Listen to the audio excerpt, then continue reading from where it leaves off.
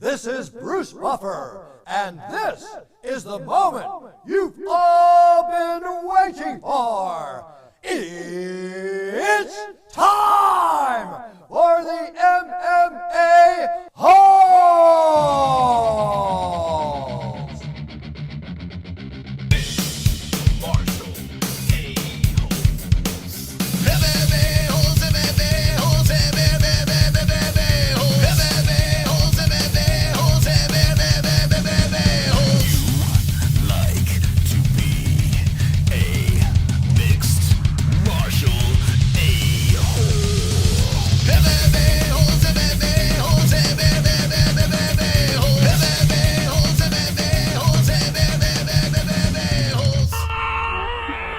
No way. From the Sanosi and D-Rest studios of Arizona, new Jon Jones arrest footage released. We're going to show it. Bare Knuckle FC sold to Triller. A mega deal. Triller. UFC Vegas 49 plus. Old friend of the show, Justin Sumter, CES headliner. Live with the MMA-Holes.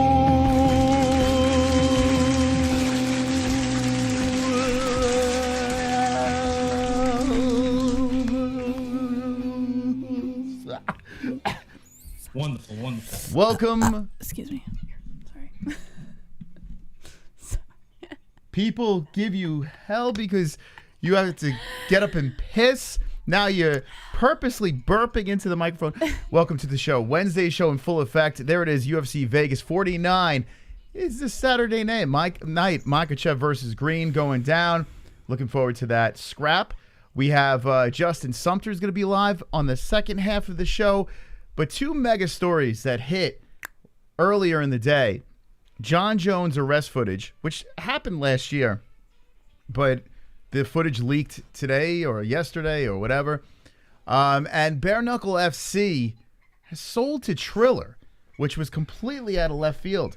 Friend of the show hit us up in the DMs. He's like, break this story. And I was like, no, is this real? No. And sure enough, David Feldman goes on Ariel's show and breaks this mega news. Now, this is huge. Bare Knuckle, Triller working together is mega. I know a lot of people are like, it's you know, what is it really going to do and blah, blah, blah. Triller has, like, incredibly deep pockets. I like how you say Triller. I say Triller. Your New York comes Yeah, out. I know. I forget it's the a R. Triller. Hey, Triller. I know. I try to correct it, and then I go back to Triller. It's Triller. Yeah, you did it in the intro, too. I was like, well, that's interesting. Hey, Triller. Yeah, Triller. What'd you think when you first heard the news? I didn't really think much of it at first. I was preoccupied, of course. But then when I had time to process it, I was like, this could mean big things for us, if you think about it. Yeah, well, we had a little bumpy road there. Hey, we'll reach out to you guys. They never reach out. Triller. Yeah, Triller. How you doing? I do like their product. I do. I like anything, you know, I like anything combat. And what Bare Knuckle has done is it's been pretty good. BKFC, you got BYB, you got all these organizations popping up. But I'm being completely honest now. Bare Knuckle, you think BKFC at this moment. Who knows? BYB with Dada 5000 could blow right past them. You never know. Yeah. But this is so huge that Triller jumped on board with Bare Knuckle FC because, and I saw Kendall in the chat saying that, you know, they're in debt. Yes, they spent a boatload of money pumping into this thing. They got some pretty decent sized sponsors, but still, they invested a lot into this company to give the production that we see today. And with Triller kind of bailing them out here, and then Triller helping them sign fighters. I mean, think about it. Mike Perry, Paige Van Zandt, they've been throwing boatloads of money at these guys. Chad Mendez. Now they're targeting Francis Ngannou. Like, Well, targeting. That doesn't mean anything. it doesn't mean anything, but when you got Triller got Metallica. Think about it. Like, I mean, Big money. I mean, they have cash. Yeah. They have cash. That Ryan Kavanaugh guy who's been in hot water with the H3 shit. I don't know what the hell's going on with that stuff. But anyway, regardless, they have a lot of money. And if Bare Knuckle is able to throw even more money at these fighters, you're going to see some mega names going over there to what's already exciting. I mean, bare knuckle, you have Joe Schmo versus Jon Schmo, and it's just fun to watch. You don't need to see the names. You watch bare knuckle fights, you're guaranteed to see craziness. And if you put big names involved with it, I mean, the sky's the limit. So bare knuckle, that is a wild collaboration that completely blindsided me. Completely. And going on Ariel's show, and now Ariel's forced to talk to David Feldman. Like, Ariel's not into bare knuckle in any way. And we have people in our audience that are probably not into bare knuckle as well. You will be soon. You'll have no choice because, I mean, it's going to be massive. Yeah, it's blowing up, and everybody's, if you either get on board or you're kind of left behind, It's crazy. King Charles says, I think Francis will do boxing. You know what? Makes sense. But if Triller's throwing crazy amounts of money towards this man, I mean, money talks. Money talks. Bullshit walks. So we will see. I hope Francis stays in the UFC, but bare knuckle is interesting. And now if you're Bellator, within the MMA world, there's the UFC, and then next is Bellator. But Bellator's so far down, it's still not even close to what the UFC is. You have a couple of fighters that look really good, like AJ McKee. But with bare knuckle making this noise, I mean, we literally ignored bare knuckle. We're an MMA channel. We love the UFC. But we ignored bare knuckle on Saturday with Mike Perry as the headliner. So, and a couple other interesting fights as well, right? With Chad Mendes and whatever, a couple of title fights. You get these megastars. I'm not watching Bellator anymore. Like, I'm not. I mean, yeah, I would choose bare knuckle over Bellator anyways, just because it's more entertaining. Yeah, it's wild. I just want to be excited. I want to enjoy fights. I want to talk about something the next day. And from what I hear from that Bellator card, it was meh. A lot of just boring stuff. Not trying to shit on Bellator, but this is massive. This really is massive what Bare Knuckle's doing. And Bare Knuckle has they're still streaming on their service, their Bare Knuckle app, which we have to affiliate with them. We got to figure that out. Apparently it's not changing, so it's like $4 a month or something. Yeah. And you're getting all the fights. Like, you can't beat that. Mm-hmm. Vanderford versus Masazi's happening Friday. It's during the day. And I mean, people are working. A lot of people aren't going to be able to see it. I'm glad they show it live. I'm glad they're not showing replays like they did before, so that's a massive plus. But it is going to be during the day. A lot of people are missing those fights. So, I mean, we'll see. I'm curious what you guys think about Bare Knuckle. I think this is massive. In a sport that's only a couple of years old, and they are doing things that no other organization has done. Yeah. The UFC, think about it, took 20-some-odd years, almost 30 years to get where they are now. Bare Knuckle's, 4 years in? It's wild. All right, before you continue, say goodnight. She's done already? Yes. That was quick. It's dinner time. Say goodnight. Hi, good night, Daddy. Good night to you. May you have sweet dreams and delicious dinner. Okay. That was something else. Well, what the hell? All right, Ellie. So Jesse will be back. We'll have Justin Sumter on the second half. I'm curious to see what he thinks about this. But I want to know in the chat what you guys think. I mean, when the news dropped, it didn't explode the internet. Like, everything wasn't crazy on the internet. Bare Knuckle still has work to do, but this is pretty big. I like Bare Knuckle, really entertaining. I wouldn't even know they were fighting if I was into fans, says Kevin Lee. What, Bare Knuckle or Bellator? The weigh-ins are 6 a.m. tomorrow morning, says Jake the Snake. Good night, Ellie. So is that for Bare Knuckle? I mean, Bellator? And Bellator should be interesting because it is in Ireland, and there's always massive buzz when they're fighting in Ireland. And Vanderford fighting for the belt against Musazi, I'm interested in that. BKFC is fucking crazy. UFC will be like Bellator in 2 years. Man, when we first really paid attention to Bare Knuckle, we loved it. When who is it? I can't remember the chick that came from the UFC. I don't know. I'm slipping. My mind's slipping. But Betch Rawlings, whatever her name is. She went over there. We didn't pay attention to that. When Artem went there, we paid attention. And Paulie Malignaggi and Jason Knight, we started paying attention. Then when Caleb Harris became friends with the show, we started paying attention. And the first event that we actually sat through, we loved it. Well, we were cringing. because we were like, this is incredibly barbaric. Now we're a little desensitized to it. But after one good watch, like the hook's in the mouth, you know, and we don't want people dying in there. You don't want that. More comments from the chat. I could talk about this forever. It's really exciting, you know. So what about Triad? Are they gonna be bought by Triller too? No. So apparently, and this is interesting. Apparently, Triller's still doing their Triad combat like they're completely separate entities, even though they're under the Triller umbrella. So basically, Triller's saying, hey, we got a massive part of this company over here. We're going to pump money in there. Whatever you guys make, we're going to throw in our pockets, and we're just going to invest. They're also going to be playing around with whatever they're doing in the Triller world. According to Feldman, that's what's happening. How long that lasts, I don't know. I think bare knuckle is limited. A lot of fights look similar. It's just it bothers me that they fuck up their hands and that can't punch as and then can't punch as much. Triad's not coming back, says Kendall. Whoa. So, but that's not what David Feldman said. We'll see. We shall see. Let's see. But maybe, is it because of the lawsuit? You know what? That makes sense. If it's because of the lawsuit, maybe Triller's like, yeah, fuck this. It's not even worth it. We got bare knuckle. Yeah, that kind of makes no sense. I mean, that actually makes sense. So let me know if that's the case. If that is the case, then yeah, Triad shouldn't come back. But apparently Triller's still doing their events and they're going to have their circus stuff. Interesting. Triller lost when Jake Paul got signed to Showtime. Yeah, but I got to be honest. We were so entertained. Listen. We were so entertained by the Metallica event. I loved it.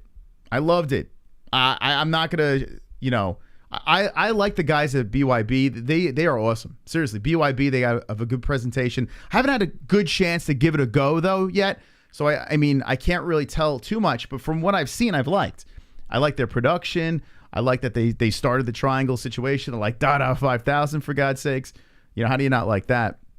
But I still, need more information. I loved the Triller event. I don't want to play sides here. I wish BYB the best, but I was thoroughly entertained. We sat through that Metallica concert and I was dazzled. I was delighted. I was like a big kid watching that thing. What are you talking about? Explain. We were talking about bare knuckle. What the fuck are you talking about? I agree, Maz. You just watched for the concert though. Yeah. And Mike Perry. And I did want to see, I did like MMA versus boxing, the Rampage versus Briggs, back and forth. I mean, how did you not like that? Shannon Briggs was great, but Metallica was the main reason for sure. I do like it, but if they can't pay their fighters, who's not paying their fighters? LOL Metallica, Sean bro, but they can put Metallica. So what are you saying? Triller's not paying fighters, but paying Metallica? I'm pretty sure Mike Perry got paid.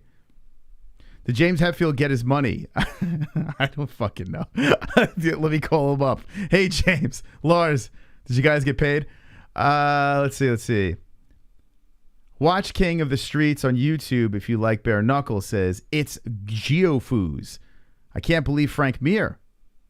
What happened with Frank Mir? Oh, in the main event, that was rough. He got smoked. But that they should have never matched that fight up. Frank had no chance, if that's what you're talking about in Triad. MMA versus boxing is overdone, or at least got to be a champ versus a champ. I loved it, Sean.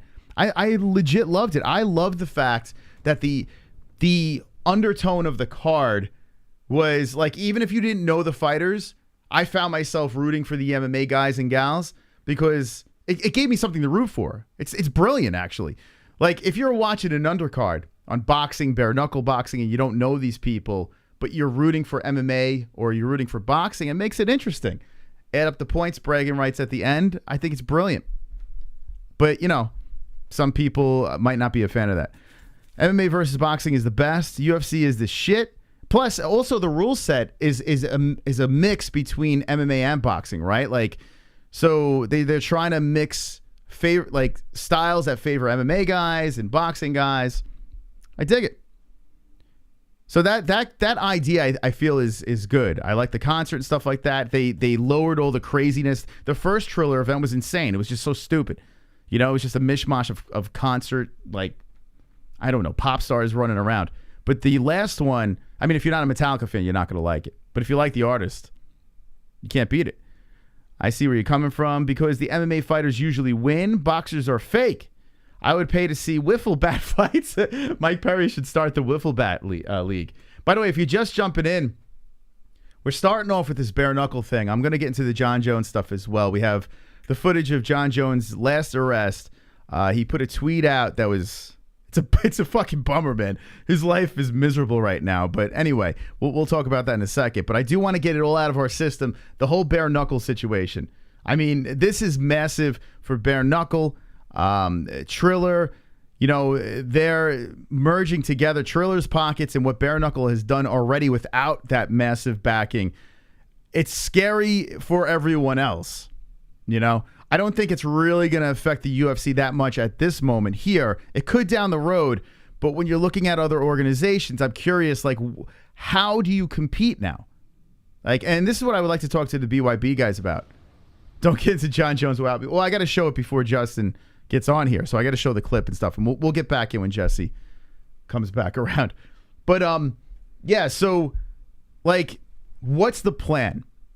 What is the plan? If you're another bare knuckle organization and you see that BKFC is killing it as is, but now they have the deep pockets of Triller and could sign anyone, how, like, what is the counter to that? You know, it's Jesse's crying. What's it like? What do you do? What kind of gimmick can you come up with to compare with BKFC? There's really not much. You know, I mean, the triangular ring, I don't know. Maybe you could, like, you're not going to outpay guys over there. You know, you're going to have, I don't know what it is. So I hope it doesn't squash everyone else. Like, that's not what you want. You want there to be room for everybody. But with Triller doesn't have money? What the fuck? They have money. They have money. They have money, man. Let's see. That's why Jake left Triller. Honestly, Bare Knuckle FC. So you're saying Triller didn't pay Jake? Is that what you're saying? Honestly, BNFC or BKFC is going to be huge. That PMP fight was crazy. Savages. Yeah, I mean, the last card was great. The last card was fantastic. Listen, I mean, you do realize what Triller is, right? It's not just fighting. Like, they have Triller Fight Club, but they're in the music world. They're in bed with superstars, and I mean, they have so many talented musicians, well, quote unquote talented musicians. There was this whole other entity going on in there. They got money, man. They got money, so I don't think that's a problem. If you think about this, Bare Knuckle BKFC has been dumping boatloads of money. Not sure where the hell that money's coming from. I guess sponsors, investors, whatever. But now you got Triller too. Bare Knuckle is stealing fighters from fucking Bellator. People are going to Bare Knuckle over Bellator. So what's going to happen when Triller kicks in and the UFC has a star that they want to sign, but Bare Knuckle's like, I'm just going to give him an obscene amount of money. You know? It's kind of wild. Wonderful, wonderful. Pulse with the deuce. There is a YouTuber called Justin McBroom who held an all-influencer boxing card and he didn't pay any of the participants. Logan Paul claims Floyd never paid him and Mike Tyson says Triller never broke him off. The fuck is up with these leagues not paying? I tell you, it's not impossible that guys aren't getting paid because you do hear about that. It happens in every organization. So just to single out Triller, that's not, you know, every fight organization see it, but the UFC. That's one thing you got to say. Maybe the UFC doesn't pay these fighters what they really want, but at least they're getting a check at the end of the day, right? You know, when it comes to boxing, anything that swirls around boxing, you never know. Regional fight, I know personally, I don't want to get into it, but a friend of ours from the beginning stopped paying the fighters in a regional promotion, and there's like massive, like, they're done. They're done. I mean, I can't get into the story because this person actually helped us in the beginning, but it does make me sick to hear fighters all coming out saying that they never got paid and stuff like that. And having Justin on, actually, I'll talk to him off air with that. I'm curious what he thinks about it. But it's not just Triller. It's not just, you know, there are a lot of organizations that are like that. It's wild, man. So anyway, that's a conversation for another time. All I'm going to talk about tonight is the fact that bare fucking knuckle BKFC is with Triller. Think about this. Think about the possibilities. It's wild, man. It's wild. And you know what? Congratulations to the existing fighters that weathered the storm, the growing pains of bare knuckle. You know, like the Caleb Harrises and stuff like that. This is only going to help them. You know, it's only going to help these guys. So they're already building this roster. They're going to keep moving forward. Fighters going to be getting paid more. Good for them. I hope Caleb Harris gets paid a fucking truckload of money. Wonderful, wonderful. Hey, Ride Drive. What about Triller's next event being Paul versus Woodley 3, but it's a pillow fight? Thoughts? Never say never. The whole pillow fighting thing, they got their own PFC, right? That takes off. I'm sure there's going to be a million copycats, you know? So I don't think the pillow fighting with Triller, never say never, but I don't see that right yet. I don't. Ask Kendall. She's a professional pillow fighter in the chat. Ask her what she thinks of the PFC. They're doing their own thing. Let them do. Imagine there's like 400 pillow fighting leagues now. What do we do? What's going on? Oh man. Let me know in the chat what would be a league that you would love. What's the type of an arm wrestling league? Like, what do we want here? What slap fights I see in the chat? Willie goes down in 2 at a pillow fight. I'm going to be able to Dante Agon first week in March. I found a job. Congratulations. I got the last part. A glove touch with the cap. Donate again in March. Don't worry, Kevin Lee, man. Come on. You just hit that like button. It's all good, man. Listen, I appreciate the donations.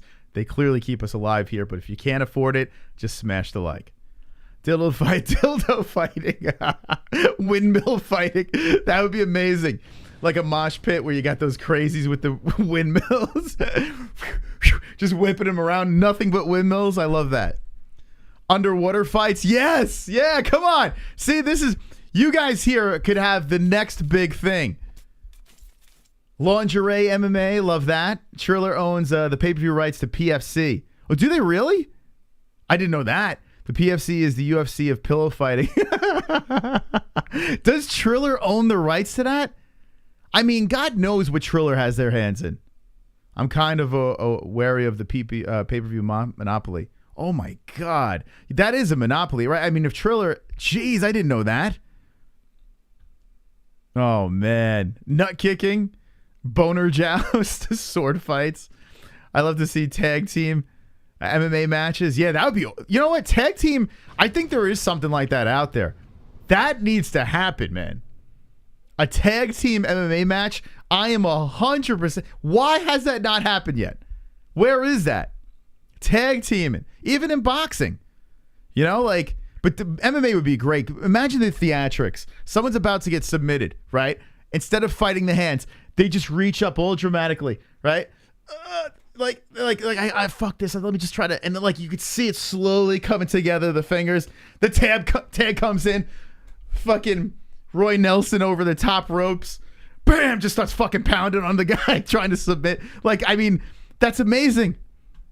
That is amazing. Now we're talking. Love it. Mixed doubles MMA. Rochambeau. Kendall, you having trouble getting paid? That's actually a good question. Did Kendall get paid? Russia has everything of that nature. Yeah, Russia's got crazy stuff where it's just like 5-on-5. That, I mean, I don't like that. I'm going to be honest with you. The 5-on-5, because one guy goes out.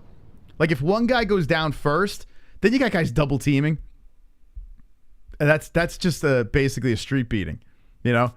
I don't know how I feel about that. You have one knucklehead that's a weak link. Your whole team's getting fucked up. I always get my money on time. See, there you go, Kendall. She says she gets the money on time. So she has been paid. All right. I'm going to move from bare knuckle over, and I'll ask Justin Sumter when he comes on. By the way, if you're not familiar with Justin Sumter, he was the first ever professional fighter on the MMA-Holes. Like 5 years ago, our first guest was Justin Sumter. Like, he's young and early in the game. He's now 8-4-0. He's been on the Contender Series, fought for Bellator. Contender Series twice, actually. Unfortunately, Ian Heinisch and what's the guy's name that just got cut? You know, I want to ask him about that. Pitolo. Pitolo just got cut. Like, if you look, Ian Heinisch kind of has been underwhelming in the UFC. He's tough, but he hasn't really lived up to expectations. And Pitolo as well. Like, I wonder if Justin's like kicking himself in the ass. Like, these two guys get in. I could have done more with that. You know, I'm curious. I'm going to ask him. But anyway, he's fighting Eric Spicely. So he's coming off a big win at CES 64. Now he's at CS 67. Main event, Eric Spicely. Former UFC fighter Eric Spicely over here, if you remember this gentleman. He's been in and out of the UFC. So that should be a good one. We have a couple of friends that are on this card, so I'll drag them on the show. But Justin's coming on in about a half hour, so we'll ask him about BKFC. And I think he had no interest in it the last time we spoke to him, if I'm not mistaken. So shout out to the Fort, baby. Justin the Fort Sumter. All right, let's move on to... All right, so here's the Triller story. Triller acquires majority stake in BKFC Fighting Championship. We'll talk about it after when Jessie gets here, too, get her opinions. But let me move over to this. Okay. So, if you're not familiar with Jon Jones, Jon Jones was arrested, but then let go. You know, it was a domestic violence situation. It was kind of an ugly story. He was trotting around afterwards saying that his wife, it wasn't as bad as it looked, and you don't know the full story, blah, blah, blah. His wife kind of got lumped up, but, everything kind of evened out. Social media tweets happened, damage control, the whole deal. So everything's good, right? Well, I'm going to play this video, and then I'm going to show you a tweet, okay? Now, we all know what happened. We heard about him headbutting the cop car, but I don't think we were prepared for the severity of this. Now, one's in the chat if you saw this. Did he call the cop a nerd? He did. He called the cop a nerd. Let's play this. Yes, I have it in my pocket, in my wallet. Is it okay if you grab it? Yes, sir. He's being very polite. He's saying his wallet is in his pocket. Let me see if I can make this louder. It's really low. Anyway, put your ears really close to the phone. Yeah. Why are you doing this?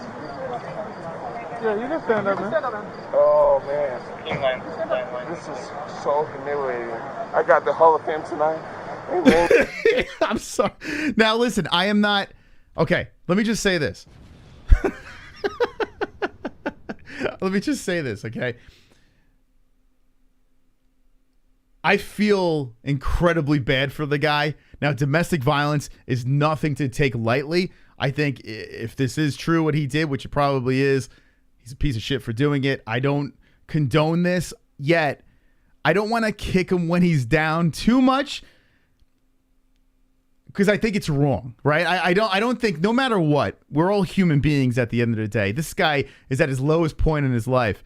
So to kick the man when he's down, I'm going to try to control myself and compose myself because I've been seeing things going on Twitter. It's kind of disgusting when people are just trying to just literally lynch the man.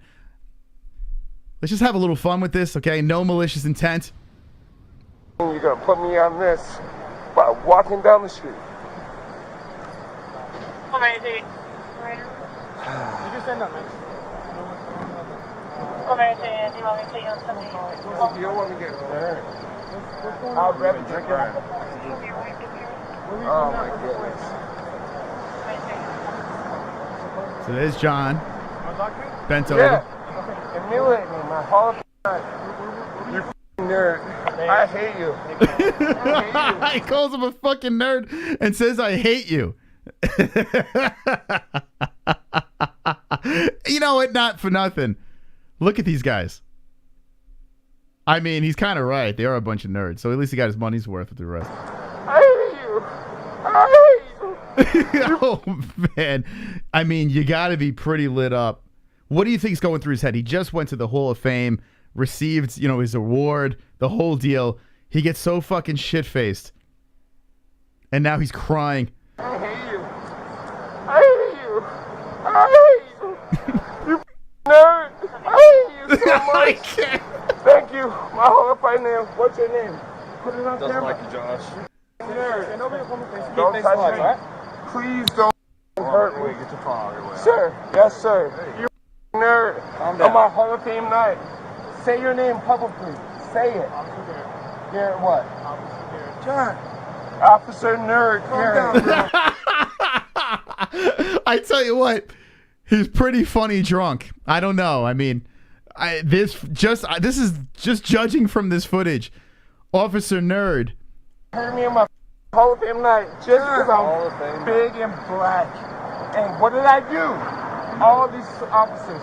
What did I do? Officer Garrett Nerd. You heard me on my Hall of Fame night just to have it. I want you to be famous as fuck. And I heard that someone comes to you. No, sorry, man. I came from my Hall of Fame ceremony, and I'm black, and I have my friends, and I did nothing to you.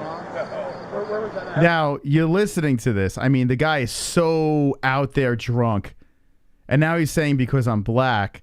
Yet, the report was from his fiance about him, being a little aggressive.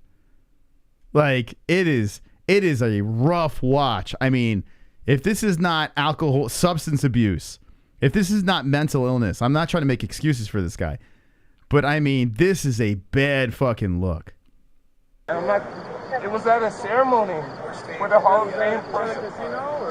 I'm not going to answer your questions no more. Wow. Go hang me, hurt me, and kill me. What did I do? Thank you. My Hall. A black man can't drink? I can't. There was a girl on Howard Stern says, "Can I drink your juice?" It sounds like that a little bit. Thank you. My Hall. A black man can't drink? Getting elected into the Hall of Fame and a black man can't drink and beat up his fiance for fuck's sakes? I mean, Jesus, what kind of world do we live in? A black man can't drink? Getting elected into the Hall of Fame and now this is what I got? I can't. I'm sorry. This poor guy. Oh, God. It's horrible that this is hilarious. It is absolutely horrible because it's sad. It's a sad situation. Why is Jon Jones so fucking hilarious, though? Like, why? Why you gotta make us laugh through this?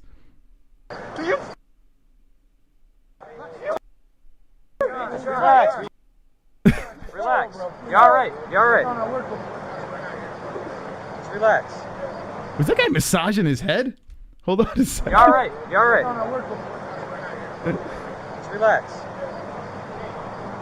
You have anything in your pockets, man? What did I do? Is it okay if What did I do? The other police officers, I hate you. I hate you. Ooh, okay. There it is.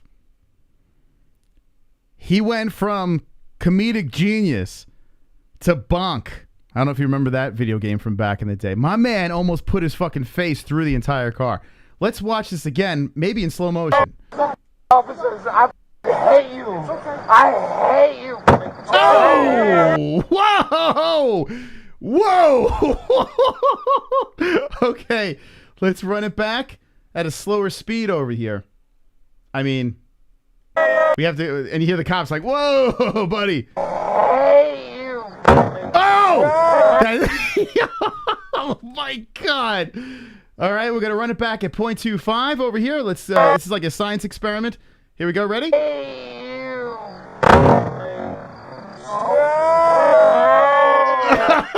Oh my God! Now, what do you think his plan was there?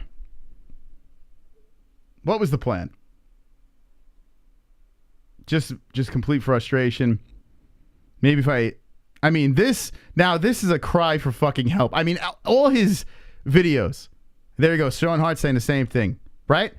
This is a cry for fucking help.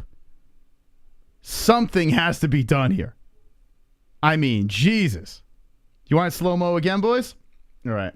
I'll give you what you want. This is what I do. I deliver. I deliver the goods.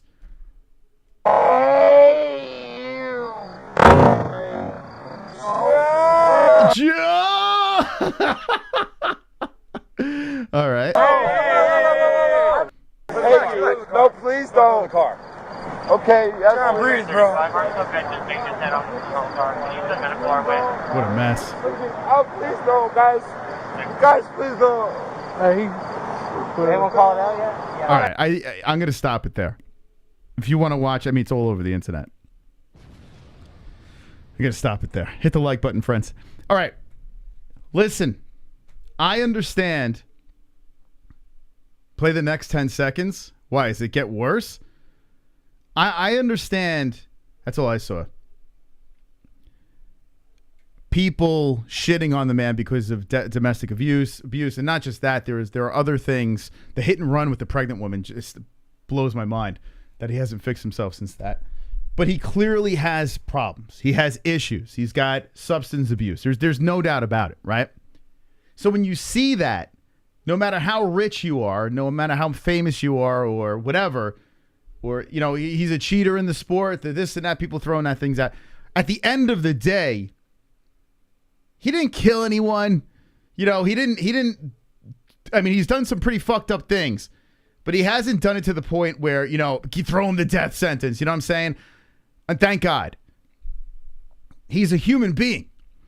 And the fact that we have the internet right now, where this is plastered in front of everyone's faces, it's a fucked up world, man. And for us to sit here and just shit on good, he got what he deserved and blah, blah, blah. It leaves a bad taste in my mouth. Now, the video is hilarious. I'm not going to lie.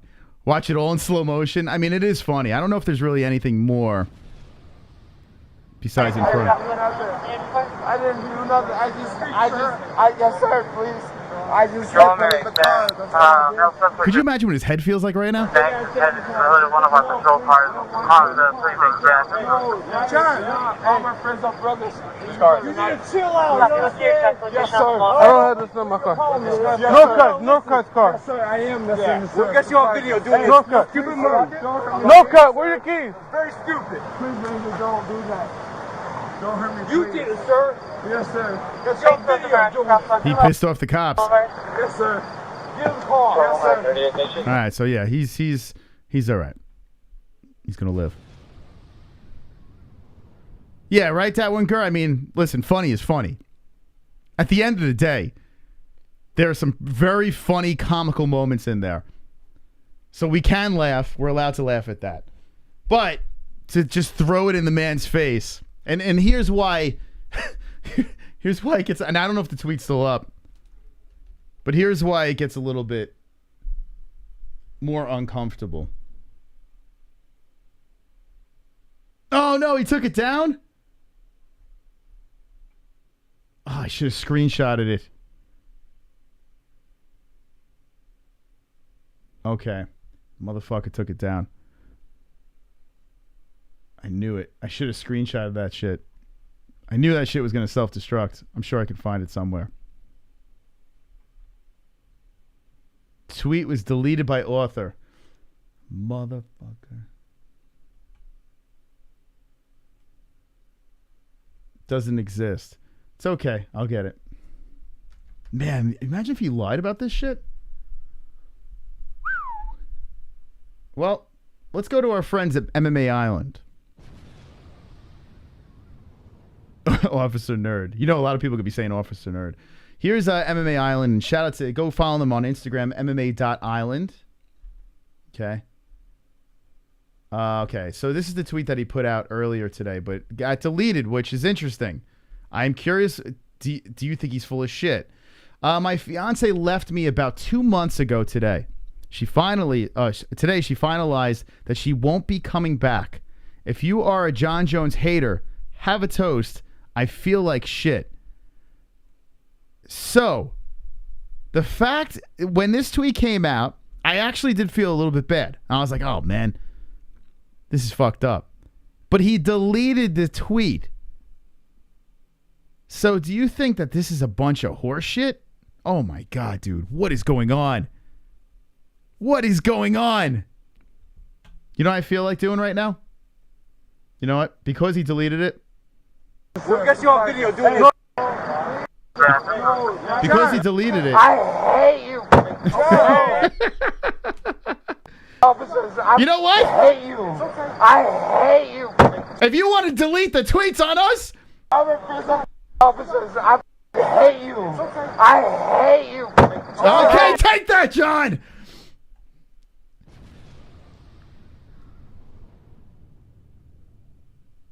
Now I'm furious.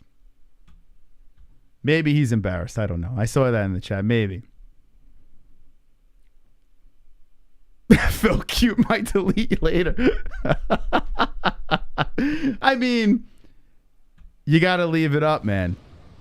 You gotta leave it up. So let me know in the chat now. What do you think? I mean, what's going on here? Why tweet and delete this? I understand it's his personal business, the whole deal.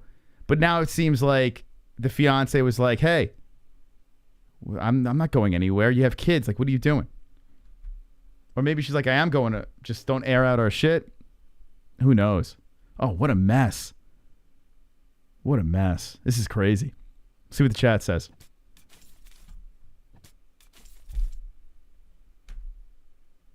Officers, I hate you. I hate you. Oof. Maybe a cry for help. Maybe she told him, I don't know. He's not coming back, bro, after this. I mean, yeah. Well, no, he's training freaking hard now. I see him actually with some mutual acquaintances on the IG. He's training. I think he has full intentions on coming back. The question is, I mean, I don't think this is enough for the UFC not to let him back. So I think he will come back, but who knows? He's self-destruct mode. His self-destruct mode out of the ring. The fact that you're playing it in the background. We're playing what, bro? Like, I don't know what the fuck you're talking about, man. Officers, I hate you. I hate you. Sounds like Anakin when Obi cuts his hip in half. Darth Vader, young Darth Vader. Maybe, yeah. He's going to smash Stipe now because a firefighter is the closest thing to a cop. Jones needs to move to Ireland. The hate you hates you smash. If Jones wins heavyweight title, that will be worse for the UFC. If he was in his feelings, had some wine, self-pity, felt upset, maybe used the wrong outlet to vent. Bitches do it all the time. Yeah, maybe he was having a couple of drinks. His fiance had enough. They got into a little argument, and he went on Twitter prematurely. It's possible. You got to make this into a donate. You know what? That was circling in my mind. I mean, I felt bad until he deleted the tweet. Officers, I hate you. I hate you. You know what I was thinking? Like that thump. I want to make like a techno song with the bass, this thump. You know, that like. Officers, I hate you. I hate you. Like dum dum dum dum dum. Dum, dum. Hate you, dum, dum. Hate you, dum. Like it's already working in my head. Act like we haven't gotten wasted and smacked of a fish. Yeah, I could probably say I haven't done that. Wonderful. Yes, wonderful. he's intoxicated. You gotta use the "a black man can't drink" as a sound drop donation. Well, a black man can't drink. Oh, there's so many sound bites from that. We got to pick the best one. We can't have too many because then we're piling on. We're guilty. Guilty of being assholes. Super chat. Time splitter. Maybe a hug from DC will help, John.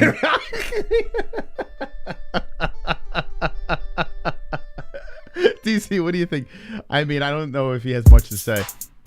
What more can you say, Wonderful, wonderful. His brothers need to get him help. Chandler Jones needs to smack him upside the head. You got to wonder, right? You got Chandler Jones. You got, other athletes in the family, successful people. You got to, where's the intervention? Now, I just want to say something. This video just surfaced now. It's like all these police cameras. The shit happens. Someone gets arrested. Time goes by. And then all of a sudden, the camera thing gets released. It's all over the internet. Why just release it early? They let him go. Why can't we just release the footage when everything's going down? It's like it re-brings everything up. And why is this happening? Oh my God. Jesus. I got to delete that app. Anyway. The guy, you know, he moves on. Then it comes out of nowhere. Probably what happened, like, think about this. Maybe everything was all right at home. You know, maybe everything kind of blew over, you know, and maybe they had like a bad day. And could you imagine being his fiance, reliving that night? Like, it probably was an uncomfortable night, you know, according to the police reports. I wasn't there. I don't know. But it was probably a very uncomfortable night for her to relive and go through all the bullshit afterwards. So for this to float around the internet again, she probably was like, this is fucking stupid. They had a fight. And then he jumped onto Twitter irrationally. I don't know. It's just crazy, man. So Jon Jones, if you just jump in. So anyway, this footage was from last year when the domestic violence thing happened. This is 2021. It's, what is it? 9/24/2021. I think that's the date. Anyway, it was last year. Uh-oh. All aboard.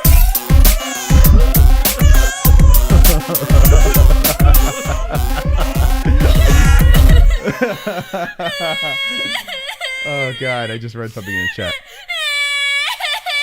Oh, we're getting triggered up in here. We're getting triggered. A black man can't beat up his white wife. Wait for all the black leaders to defend Jones. Can't beat up my wife? A black man can't beat up his wife? Thank you, Doc Dreamer. Someone in the chat says that Maurice Spears is going to make a great video on this. Maurice Spears, you did the other video, the Joe Rogan one. Will you be able to pull off the greatness of I Hate You? I mean, it's there. Officers, I hate you. I hate you. I mean, it's there. The beat's there. Jon Jones already started the beat. Wonderful, wonderful. Kainoto! I hope someone makes a mix with Hollaback Girl and that head thumping. WW. And it ain't no Hollaback Girl. I hate you. I just want the thump. That's what we should do. I should clip. Hate you. I gotta try to get it without the hate. Hold on. Hate you. I hate you. Okay, hold on. I think I got it. Let's see. This is what Justin Sumter's got to come in on. All right, how do I... shit. How do I record? I got it, you know, ever since I got this new computer here, I don't know how to record. Shit. Oh, maybe I could do this.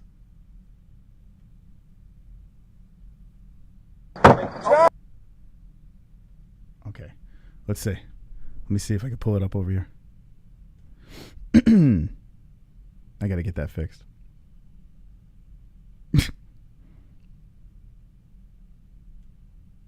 Ah, shit.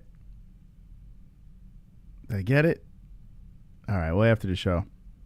Can someone clip that? Can someone clip that sound and send it to me in the Discord or something?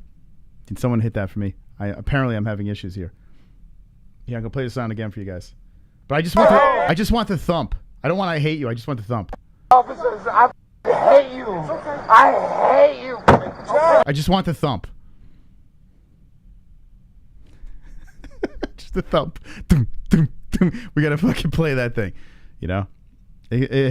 Wonderful. I mean, the I hate you works too, but the thump would be fantastic. Because people are like, what's that thump from? Like years down the road. What's that thump from?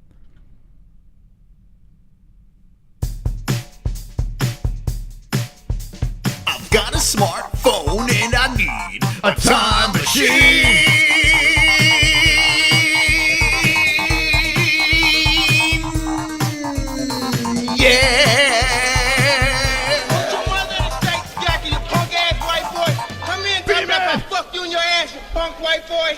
You faggot. You can't touch me, you're not man enough. I eat your asshole alive. You bitch.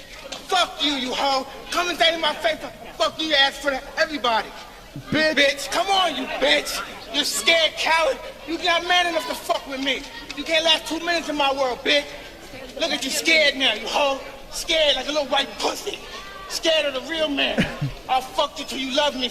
B-Man, what's going on, bud? MA, folded hands, wood up holes. He said the wrong donation. Well, thank you anyway for the $19.95 Mike Tyson donation. Let's go, baby. Let's go. B-Man coming in. I think it works. It still works. Mike Tyson donation. Perfect. Wonderful, wonderful. T-Wood. I saw Jones in a strip club in Vegas years ago. When that nigger drunk, he's that guy you don't even wanna look at wrong. Like he'll be happy 1 minute then fly off the hinges the next.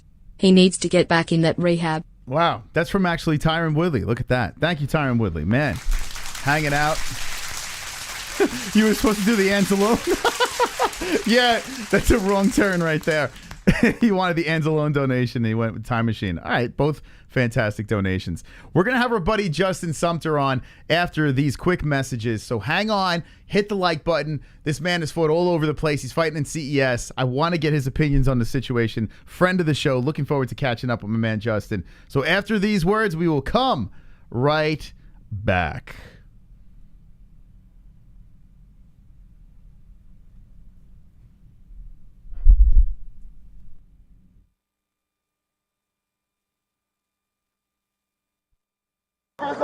Officers, I hate you.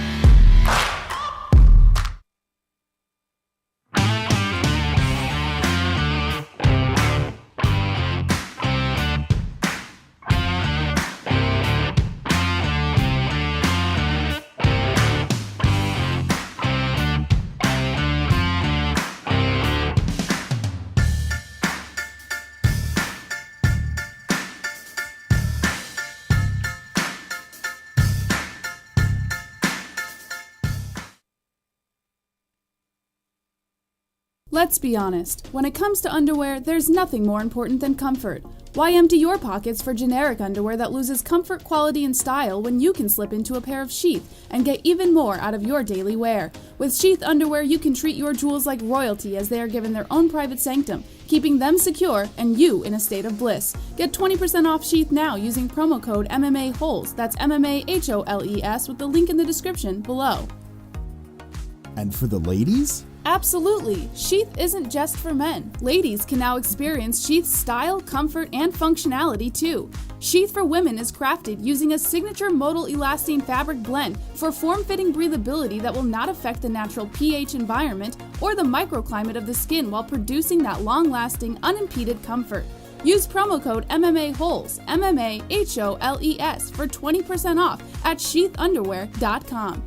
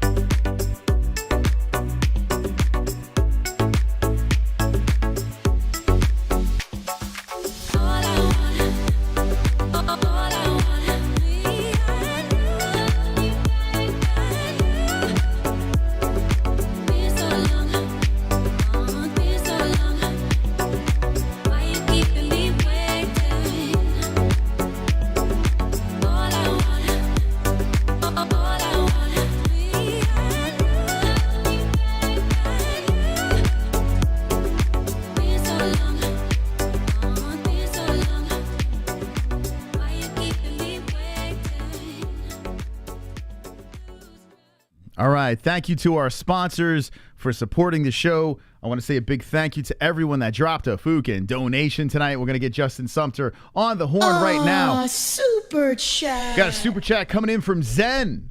Sent thump. Insta DM. It's Fahim.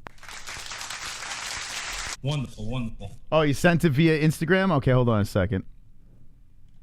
Let's see. I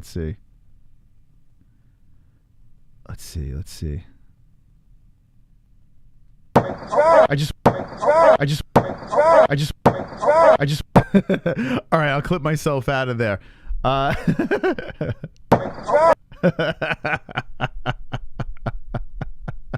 gonna make something with this.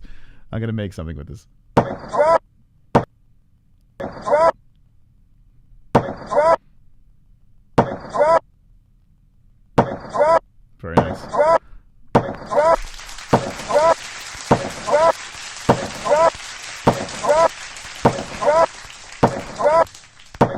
Yo, I'm gonna spit a rhyme over this.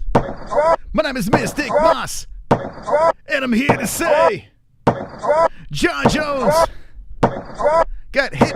Anyway, all right, let's stop this. Thank you.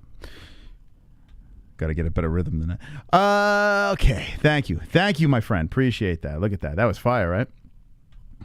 Let's get. What a show!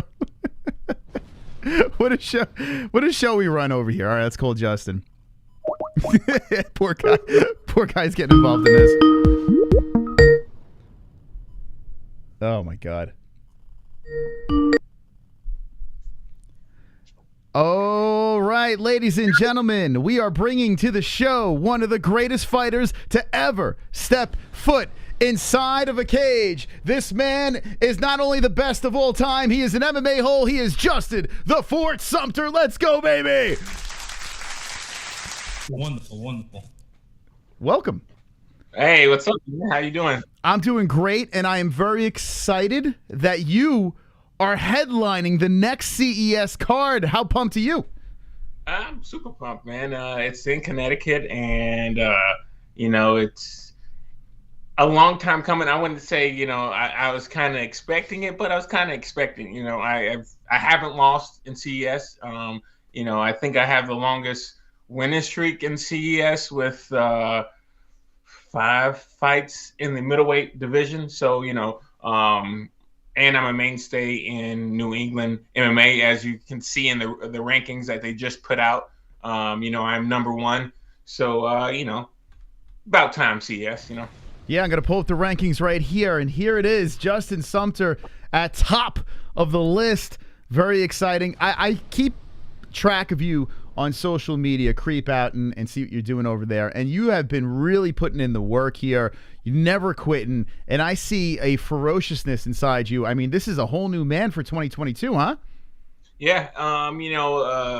Had a couple setbacks last year, but ended the year off on a high note. And I just want to kind of build on what I did at the end of last year and kind of showcase that I'm a more well-rounded fighter than people seem to think I am, and just improve all the way around.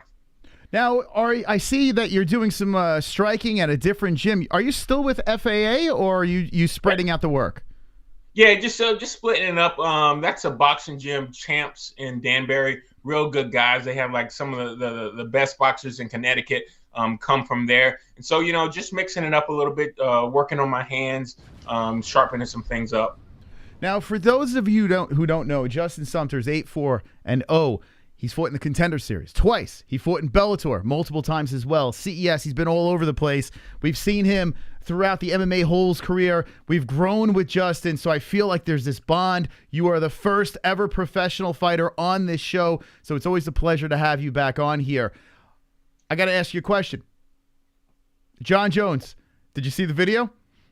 I saw clips of it. Now, what do you think? I mean, listen, I know this happened last year, and I don't want to pile on too much. We had a little fun with it on the show here. But what do you think's going on with this guy? Is he ever going to fight in the UFC again?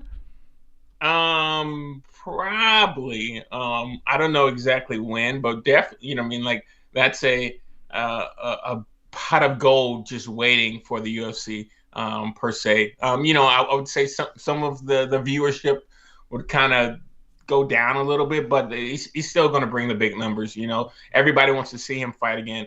Everyone wants to see him fight for heavyweight. So it's, you know, it's kind of bad for the sport in a sense of, hey, you know, I mean, the character of the guy, you know, outside of the cage. But definitely, you know, he's a top athlete. He's an awesome athlete, but, you know, everyone has their demons, and his seems to be, you know, a little bit more in the limelight than others. So how does someone like you like keep it together? Like, I mean, I've spoken to Nick Newell about it. Like, you are always the same person. You don't put on a facade or a crazy character or anything like that. Outside of competing, you're a family man. And by the way, how's the little fort doing? Oh, she's something else. You know, she's about to be 3 next month, and she's just growing into her own little person. You know, like, I remember just holding her like this, and now, you know, she's like, she's almost 3 feet tall, and she's like, she's wonderful. You know, she's wonderful. I see a little bit though, like your head is spinning. Is this what we get to look forward to here? Is she quite the handful? Yeah, you know, it's good.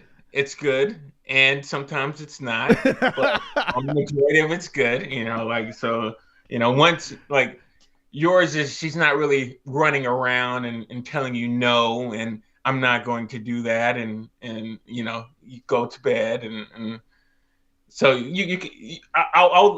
I'll let it surprise you. Like I say, I'll let it surprise you.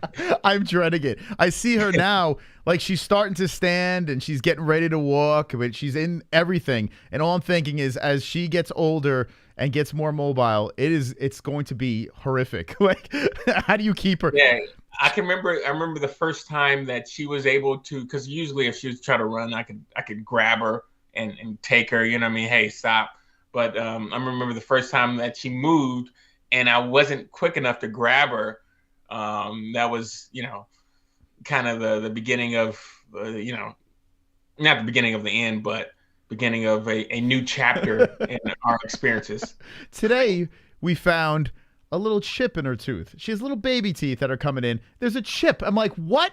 Like, how did you do that? You're only 9 months old. Like, how did you pull that off? Like, she's falling into everything, and like, we were afraid she's gonna get like, oh yeah, falling, like, that's, you know what I mean? It's like, you can't, like, we baby proof like everything, but, you know, you can't like protect them from just falling, you know? So that's kind of the hard part, is being a father and wishing that you could stop them from doing stuff to injure themselves. But, you know, it kind of comes with the territory. And how's the missus doing? How's she doing? She's doing real good. She's about to go back to work. Well, go back into the office. She's been working from home for the most time, but next month she goes back in the office. So she's kind of dreading that, because she's been in the house like predominantly all the time. So what are you gonna do? You gonna do like a babysitter or something, or family? She's in daycare. She's in daycare. Oh, okay. So it's not really like, we'll just take her in the morning, and then once we get off, we'll just pick her up. How do you balance? Both you guys are working, and then on top of it, you're Batman. Like, you're like Bruce Wayne now, and then you turn into Batman. When you're fighting and you're training, how the hell do you find time for all this? You're a dad, you're working, you're a professional fighter. Like, how do you balance the time? It's definitely a hard balancing act. You know, sometimes you got to sacrifice, especially as it gets closer. You know, you kind of got to focus more on yourself, and the end goal and your end prize is, you know, being a top level athlete. You know, you have to compete, and you have to compete at the high level. Sometimes competing at that high level, you have to kind of sacrifice some things, but you know, in turn, you know, your family understands that, hey, why are you doing this? Well, you're doing this to better put the family in a better circumstance, or provide more for the family. So it's kind of that give and take. You give a little bit on the front end to get a lot at the end. So that's kind of how I perceive it, as the sacrifice that I give to my family, not spending as much time as I would want to. Seeing my daughter say bye and give me a hug and says, "When are you coming back, Daddy?" That kind of hits me. But I understand that what I'm doing and what I'm trying to provide and do for my family is that ultimate sacrifice of myself for them. It's great that you have a support system around you, because I'm sure it's incredibly tough. And Yeah. to be able to clear your mind, focus on your art, your craft, and in the back of your head say, hey, I want to be here, I want to be there, but I understand what the end goal is. And it's paying off. I mean, now you're headlining a card in CES against a guy that's a veteran. And Spicely, I think the matchup's fantastic. Love this. Oh, hey. Oh, wait, where'd you come from? Jesse actually just put the baby to sleep, so we're ready. Oh, nice. It's party time now. Yeah. Yeah, so with your opponent and everything like that, main events, the whole deal, this has to get your juices flowing again, right? You got to have a new fire under you. Yeah. Well, just this opportunity, and seeing the track record of what has happened to CES title holders. You know what I mean? The Joker just got caught up. He was supposed to fight next month, and he got caught up to the UFC.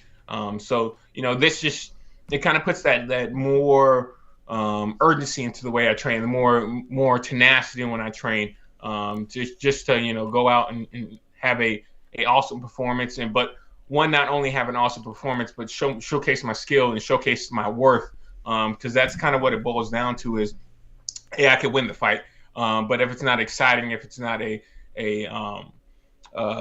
high level showcase of my skill, they could just say, hey, this is another guy who just want to fight, and there's nothing really to it. But I'm kind of going into this fight really going to showcase all of my capabilities, all my abilities, and just kind of I don't want to say I'm cheesy, but make a star born. Well, I mean, now's the time. Think about it's kind of wild. You're still only 32 years old, and you have all the reps. You've been around the block. You've fought the best of the best. You've been in the UFC. You've been in Bellator. You've been in front of the big boss. You've been in front of everybody under the big lights as well. So you've been there, done that, and you're still relatively young in your prime right now. Your training looks like it's on point. And for those of you that don't know, Justin Sumter, if you haven't watched this man before, when he wins, he looks to put on a show. Even win or loss, he looks to put on a show. Tries to finish his opponent. A lot of finishes in your professional career. And I can't help but, it drives me nuts, and it must drive you nuts, when I see guys like Ian Heinisch and who was the other gentleman? Pitolo, that was in the UFC. They have not really panned out. And do you ever watch these guys and say, fuck, man, if that was me, I would have made it better in that situation? Does it drive you nuts? Yeah, you know what I mean? I kind of, I'm kind of not satisfied with it, or I'm at peace with it. I would say I'm at peace. I understand that, hey, the opportunity was there, but I definitely look, hey, if I did this one thing in that fight, I would be there. You know what I mean? I would, because I kind of go back to one of Ian Heinisch's, I guess pivotal fights was the Derek Brunson fight. I think if he would have beat Derek Brunson, or he had multiple. He had Derek Brunson, and then he had Kevin Gastelum, and those were kind of his pivotal fights. And I was like, hey man, I probably would have did something different. But I can't beat myself up over the past. Sure. I kind of got to look more towards the future. But definitely in my back of my mind, I'll be like, hey man, that could have been me. I would probably do something different in that situation. The route to the UFC too is, it's right there. It's crazy. Like you said, CES feeds a lot of these guys. the Contender Series, even if you lose on the Contender Series, people are still getting shots. You got Chris Curtis, who won on the Contender Series, was bouncing around the scene, and bang, look at him now. Like, it's crazy. Him fighting for CES as well. Do you guys know each other at all, you and Chris? Yeah, actually, I went up to Vegas, I think it was for the second Contender Series fight, and I trained with him. Yeah, he's a real cool guy, real down to earth, and I mean, it's kind of awesome because what people say is like, they're like, hey man, this guy's a journeyman. He's not going to go anywhere. He's just going to be stagnant in the organizations, and he gets that one opportunity to short notice fights and makes the standout performance, then goes back to back next month and does the same thing again. So I'm super excited for him and his future in the UFC. And it's got to be inspiring, right? I mean, the guy is in his 30s. He was about to call it quits multiple times, and now here he is knocking guys out, rising up the rankings. It's insane. So it's got to be somewhat inspirational, right? Yeah, you know what I mean? Like, and it's just, I just have to find the right time and be in the right place in the right moment and be prepared for those moments. And I mean, I think this is the perfect opportunity for a moment to arise and me just be prepared for it. Mm-hmm. Now, if you're jumping in, we got Justin the Fort Sumter on the show. Always a pleasure talking to Justin. Jess, I mean, you haven't spoken to Justin in a while. What do you got? I know. Long time no speak. Yes. A lot has changed, right? Since... Yeah. How are you feeling? How are you? Your energy levels are good and great. Yeah, I'm running on a decent 3 hours of sleep a night. I'm fantastic. Feeling great. Yeah, your biceps are your biceps good, guys? You know what I mean? Like, mine are always good. I'm always flexing. You can't see them now though. I've got my Ted Lasso jacket on, but if I didn't, you would see them. They're pretty good. She's telling the guys at MMA Masters in Florida that she wants to go and train Jitsu. What's it called? Just Jitsu. She wants to do a class where she trains, maybe at in Connecticut, maybe at FAA. We think you guys at Nick or Just Jitsu she could train? Yeah. I mean, I could teach you guys a thing or two. It works, right? Who knows? Who knows these days, man? You see that guy from Detroit? I can't remember his name, but he was in Wakil. What's his name? Do you remember his name? Yeah, I know who you're talking about. Yeah, so he's running around. I thought he was a joke. Like I thought it was a big spoof. But I saw him at Ariel today. He's dead serious. Like he's running around saying, you know what I mean? Like it's like, so his training is practical, and he realized, I mean, he's gotten a lot of business just because he understands the way that the internet works. Something that is kind of not comical, but you make it into a laughable moment. But he's a real serious guy, and he really knows his stuff. And just kudos for him to kind of capitalizing off of his eyebrow and the way he looks and what he's been doing.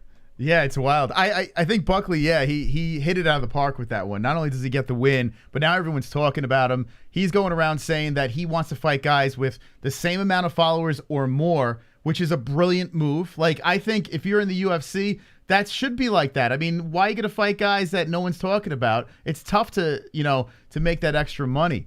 So that's great. Yeah. What do you think? I think I've spoken to you about like bare knuckle before. I don't think you were very interested in it, right? Like back in the day. Yeah, you mean like bare knuckle is like, hey, it's enticing, and you know what I mean. It's giving a lot of some outlets for guys. Like, I still have a day job. Hey, if fighting was the only thing I'm doing, and it'll be, I would consider it a little bit differently. But you got to think about the longevity of that. You know what I mean? Like, hey, if you just knock everybody out and you don't get touched, you're fine. But one, your knuckles, you can break your hands, and then if your hands are broken, then you can't really fight. And then if your face is all cut up, you got that scar tissue, so it adds up. And I, if you're proficient and you're good, the longevity is kind of, you got some time for it. But for me, it's at this point in time, it's not something I would consider. And you don't want to come home with your lip hanging off your face when you're hugging your daughter? Yeah. It is wild. But yeah, now Triller, I couldn't believe it. Triller, I don't know if you heard about this. Triller teaming up with bare knuckle. I mean, that is massive. They're going to have some big pockets to shell out money. I'm glad that you guys are, like, I am thrilled that fighters can make the money that you deserve. Like, it's the amount of work that you guys put into this outside of just fighting, like just training and all that stuff. It's great to see that now it's starting to pay off. So who knows? Yeah, and just the, you know, I think the avenues, because, you know, there's, I think having Khabib start his promotion, it kind of, because if you notice, he's still hand in hand with Dana. Yeah. And I think it's going to be more or less another feeder organization, but the value that they have and the value and the notoriety that Khabib has, you know, you can bring in fighters, and if they're able to pay them what they're worth, and it's the organizations are going to flourish more, because everybody was like, hey, I just want to get in the UFC. That's all I want to do. This, you know what I mean? And they felt that, you know, that's their big ticket. But hey, you know, there's other organizations where you can excel and where you can perform at the top level and get paid at the top level. And it's just going to allow different organizations to rise up in the ranks, and people are going to be like, okay, well, UFC is all right, but hey, let me go to this promotion, or let me go to this promotion. CES 67 is the card that you're going to be fighting on. I see people in the chat are actually inquiring about going to these events, and I mean, CES is fun. We've been there multiple times, and this card is jam-packed, man. I was looking at some of the talent on this card. This is a great card, top to bottom. I saw shit, what the fuck's his name? I lost the kid that was fighting in Bellator. You know, what's his name? Mike Kimball. Yes, Mike Kimball. I saw him back over there. I mean, that kid was, I think he's signed with McGregor's company or whatever like that. He's Michael Venom Page's buddy. He's got a lot of talent. Didn't have like the best run, you know, with Bellator, but still, I mean, the sky's the limit for that kid. I saw Pat Casey on there as well. So it's this exciting CES. You're home, really. I mean, one step away from the UFC on Fight Pass. So what can we look forward to in this fight against Eric Spicely? You know what I mean? Just some good pressure, some good movement, some great striking. Eric's like, he's a grappler guy. You know, he wants to take it to the ground, and I understand that. You know, I'm fully aware. You know, we saw him take out one of the top light heavyweights now, and so you know, I really like this fight just because, one, he's an experienced fighter. He's fought all over the world. He's fought in the UFC. He's fought in the Ultimate Fighter. This guy has the track record to prove that he's worthy to step on any stage. So I just love this opportunity, one, to showcase my skill and showcase my skills to a game opponent. You know, like my objective in there is to show that, hey, one, I belong in there, and he doesn't belong in the cage with me. So I'm just super excited for it. The crowd should be buzzing too. I mean, they should be pretty fired up. It's gonna. I just, you know, I think this is going to be definitely a sold out showcase, especially in Connecticut. You know, we got like tons of Connecticut fighters. Everybody, and it's kind of, you know, it kind of sucks because we're all selling tickets to the same pool. You know what I mean? A lot of us know each other. Yeah. But you know, everybody's going to be rooting for the Connecticut guys, and it's going to be super, super exciting. Now, you gonna have family there, wife, the whole thing, or fiance? Well, yeah, my wife, she's going to be there. Definitely tons of friends. I got one of my good friends, Nick Wesley, who actually helped me start in MMA back in Georgia. He's coming up. He's flying up, and so it's just going to be a really awesome experience. Did you wind up getting married, or are you still engaged? Married, yeah. Oh, you did get married. Okay. And did you get married during the whole pandemic situation, or when? Well, no, I actually got married. It was a year before COVID. Oh, so yes. Yeah, so it was basically, we just went to it. We had a family vacation in Nashville, and we just kind of got hitched on the side of a mountain. We were at this Airbnb, so it was just, you know, kind of close knit family, and we just did it there. Nah, we got you beat. Yeah, you want to hear our romantic story? This is, I mean, your mind's gonna be blown. Go ahead, Jesse. Okay. I had the papers delivered to our house, and then I went next door to our neighbors and said, "Will you sign some papers for us as a witness?" And then I found our minister on Facebook. She was she just like registered. You know, like you go online, you can become a minister, you take a few classes. And we didn't know this lady. I was just like, can you come over for a few minutes? She signed some papers. Our neighbors were barefoot. They came over barefoot and signed the papers. It was beautiful. And that was our wedding. Was the weather nice? Yeah, I mean, it's Arizona, you know. You can't beat Arizona. But yeah, I want to do something, but now with COVID and shit like that. So what's going on with the gym with COVID and stuff? Like it's like, you know what I mean, like I'm not going political anyway, but I think it's over. You know, more or less, you know, like they're lifting the mask mandates and you know, I got COVID. I think I got it twice, but I didn't even have any symptoms. Nothing happened. My family didn't get it or anything, but I got it because I tested positive, but I don't know when I got it or how I got it or whatever. But you know, I just think it's, you know, more or less everything's kind of opening up. You know, some people are wearing masks, and hey, if you want to wear a mask, wear a mask. Yeah, but, do you? Know, don't force people to do stuff that they don't have to do if it's proven that, hey, not that many people are going to die from it or get sick from it. So yeah, enough's enough. It's over. The fad's over. I went to the post office. People had masks on. I was like, I'm done with this. I had enough. It was packed today. I'm like, I'm not doing this mask thing. I got jabbed up twice. I don't even want to do the booster or anything. Did you get the vaccine or any of that stuff? Yeah, I got it. My wife made me get it. But, yeah. Did you get all three or how would you? I got Pfizer, I think. I don't know. I think it's Pfizer. So you got hit twice. You got hit the double dose, and that's what I did. Yeah, but I'm not no booster, right? Fuck that. Yeah, I mean, is Agatha? I'll eat some oranges. Yeah. Is Agatha there right now?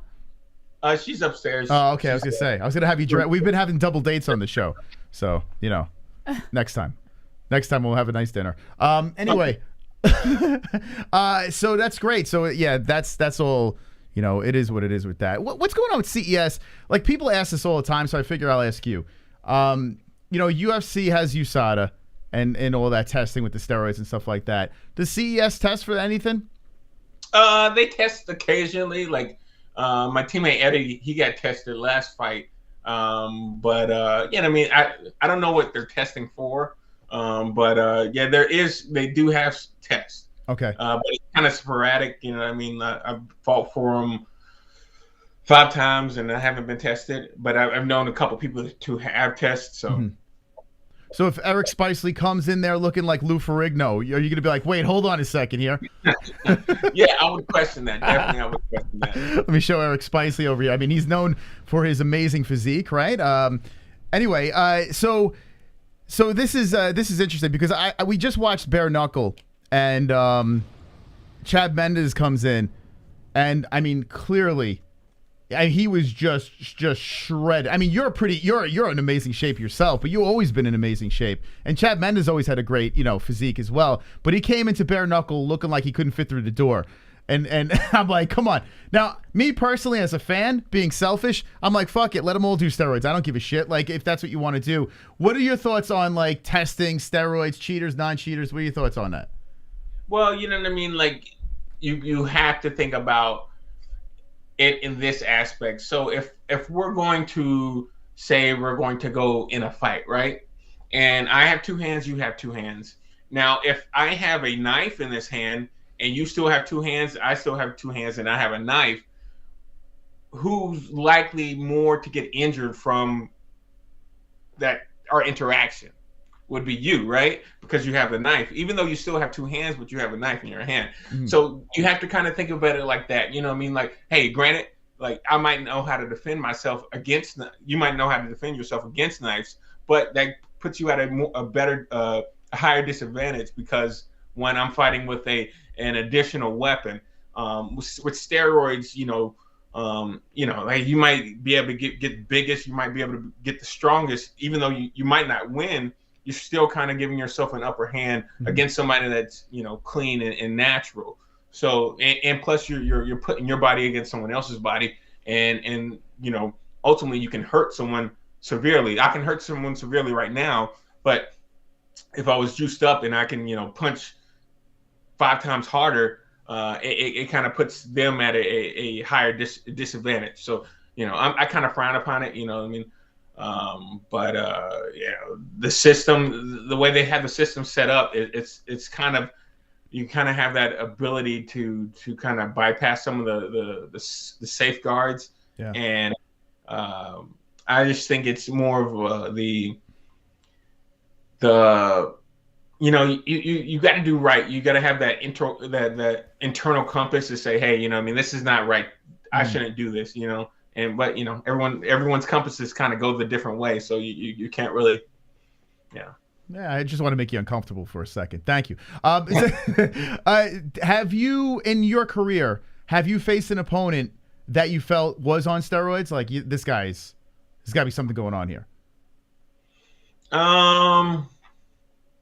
Like I wouldn't say, like, when I was like 20, I think I was 22. I fought this guy. He was like 37, and he was just jacked out of like, he was just 37. And I was like, now that I think about it, I was like, man, it's kind of one to be fighting amateurly, but now that I look back, I'm like, man, he wasn't really proportional. I beat him anyway, but I was just, in my head, now that I think about it, I think he was probably on something, or, just because the way his muscles were shaped and the way his physique was, it kind of was a little strange. Something fishy. What about Bellator? What's their testing like? I don't know. I haven't been tested in Bellator, and I don't know of anybody being tested in Bellator. Not to say they don't, but I'm not aware. I had a feeling. Yeah, because you see some guys in Bellator, you're like, wait a second. Yeah. Whoa, what's going on with this guy? But all right, that's interesting. So you're a fan of USADA then, right? With the UFC, at least even playing field. Makes sense. Yeah, I mean, but you have to kind of draw the line, because sometimes they test for stuff and they're like, hey, why is there THC? You know what I mean? But THC is legal in just about every state. So why does it matter? But it's not like, that's not enhancing anyway. I mean, I don't know that there's like a limit on it now, or did they change it? I'm not.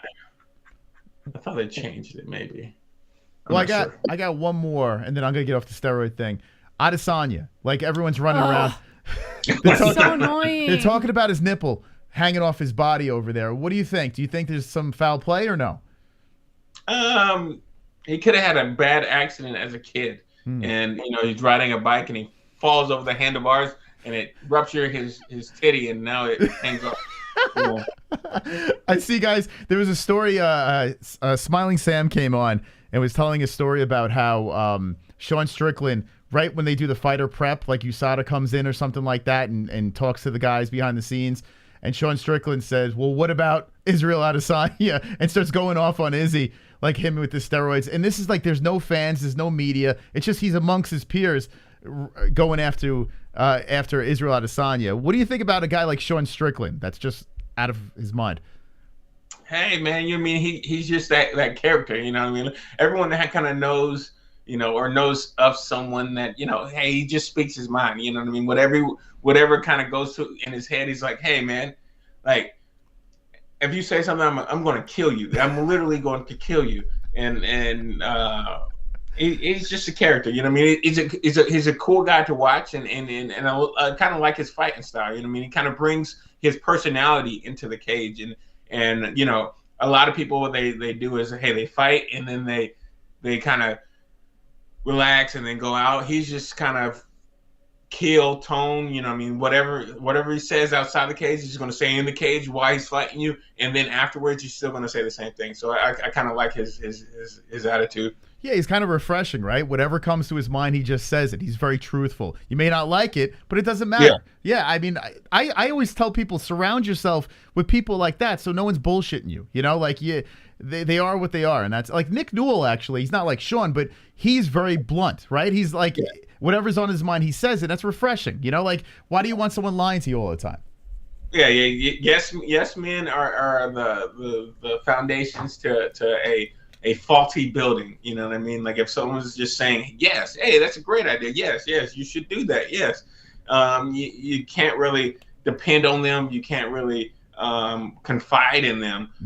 So that's definitely to have a good group of people around you where they agree with you sometimes and they disagree with you sometimes. That's the kind of people you want around you. Do you have a guy at the gym that is like that, like just like full force, pedal to the metal, like no holds barred, that you spar with or train with, that doesn't take a second off? I would say it would be this guy named Wade, but he hasn't trained in a while. He was in a really, really bad motorcycle accident. Was it before COVID? And so he hasn't been able to kind of fully train. But yeah, he's one of those guys that he's when you're sparring with him, like he's going to bring it no matter what. He broke my nose twice. He's definitely one of those guys. So I'm super excited. He's kind of getting more and more back into it now that he's getting cleared and stuff to train and stuff. So he's definitely one of those guys. I must ask you about Nick Newell's movie. I mean, he's a freaking superstar now. This is crazy. What did you think of the flick? Oh, I haven't seen it yet. You didn't miss anything. It was okay. You have to watch it and let me know. I mean, what? Okay is a little bit of an overstatement in my opinion. But wait, has he busted your chops at not seeing the movie? Yeah, he's busted the chops a couple times. Yeah. And why have you? Are you afraid that you might not like it, or? Well, you mean it's like I don't want to, you know what I mean? I know him personally, you know what I mean? So it's like I don't think a movie could kind of do him justice. You know, like I'll watch it because I know he's getting a benefit financially from it, but it's more or less, I'm like Yeah, that's what's weird about it, because I've only talked to Nick a couple times, and just from what I got to kind of like know about him personally, like it's just weird. Like I don't know. I feel like they didn't give his story the right way. They made it Hollywood. My opinion. Yeah, like it just feels exactly. It feels like they put too much Hollywood into it and not enough story. It felt like, so it was kind of like. I literally felt like I was sitting there watching like an indie film or something like that. I don't know. It was just after school special. Yeah, it was just like I just feel like they didn't show Nick. Like it felt like they were just trying to like rendition his story, but in their own way. I don't know. I don't know. Yeah. I don't like it. Yeah. So I get what you're saying. Okay, we're just trying to make you squirm a little bit more, but you navigate. You're a veteran of the MMA-Holes, so you navigate perfectly. I'm excited, man. I cannot wait. We'll do a reaction to your fight coming up in CES, and this is really exciting. CES 67 is April 1st. Wow, April Fool's Day. Yep. Are you gonna have a little trick up your sleeve? Like, are you gonna play a prank on Mr. Spicely in the cage, or maybe? Have you ever had a guy in the cage give you a dirty Sanchez, like try to stick their finger up your ass like Diego Sanchez does? Any like dirty stuff in the cage?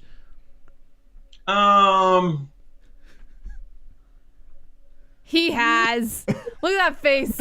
Or have you done it? I'm trying to think of like the worst, you know what I mean? Like he's like, well, there was that one time. Or someone that just didn't shower on purpose because they wanted to stink and, Well, I usually don't shower.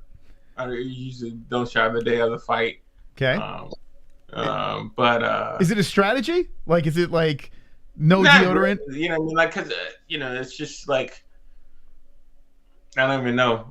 At first I was like, man, if I don't smell good, like but really it doesn't really help or not help. I just, I think you're onto something here. If you get on top of your opponent and your pits stink like death, like they're going to be like, just fucking, they'll tap immediately. Like, why would they want to stay there? Well, it'll get them. They're focused. They'll get out the fight and get in the smell. There was a guy. I'm not gonna say the promotion. It wasn't CES. It was another promotion, and we had the pleasure of sitting cage side. It was so cool. And this gentleman comes trotting into his music, gets in the cage, and I felt like I was gonna pass out. Like it was like the odor was so like it was everyone around us. Oh, I remember. The judges were like this. Like, and I was like, oh my God, what is going on? It was pretty rancid. And all I could think of, this is a strategy. Like, this got to be a strategy. I mean, that his opponent wants to get the hell out of, he doesn't want to be in the there. whole stadium wanted to leave. So, might be onto something. Yeah, like, well, like, typically, like, it's not, like, I would say I definitely don't, I don't like to put on deodorant just because it's, like, when I'm sweating, it's not like I would say I definitely smell a little bit when I go in there. Like, you know what I mean? You could smell yourself, but it's not like horrible. You know what I mean? Like sometimes when you reach that point and you're like, man, I smell. It's not to that point. It's not to that because you know what I mean. Really, I'm just chilling throughout the whole day. I'm not really doing anything. So. Did I give away FAA's secret? Like, does Nick say, hey, guys, do not shower, no deodorant, get in there? I don't know what you're talking about. Okay, fine. So we can expect a submission by Stench on April 1st, correct? We shall see. Do you feel like a finish in this fight? I know, like, it's like the cliche question. I hate asking the same fucking questions. But, like, is there a prediction? Is there something that you vision that's going to happen in this fight? You know what I mean? I envision just taking the fight to him. You know what I mean? Just being kind of showing my pressure and just allowing him to kind of succumb to the pressure and will. It's I would say, you know what I mean, him wilting to the pressure. There we go. Well, tune in April 1st, CES 67. It's on Fight Pass. You can check it out over there. Justin, I want to say a big thank you. I know you're a busy guy. I appreciate you coming on. And if you'd like to shout out sponsors or whatever, now's the time to do so. Big shout out to Prime Energy, solar company. They see them on the shirt right there. They actually put solar on my house right here, and they're cool guys, real down to earth, and they do a lot of things. They do roofing, they do HVAC work, really the whole energy consulting. They do another company, Active Health. They're kind of helping me get primed for this fight with acupuncture and chiropractic work.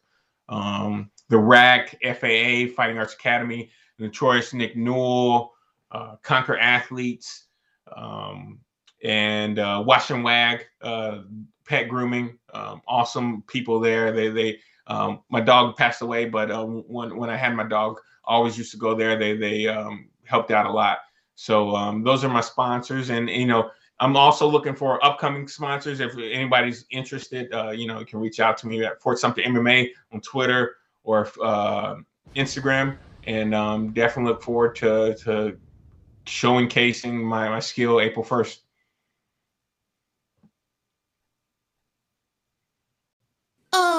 Super chat. This guy's attitude is awesome. Much respect to Justin. I can't hear you.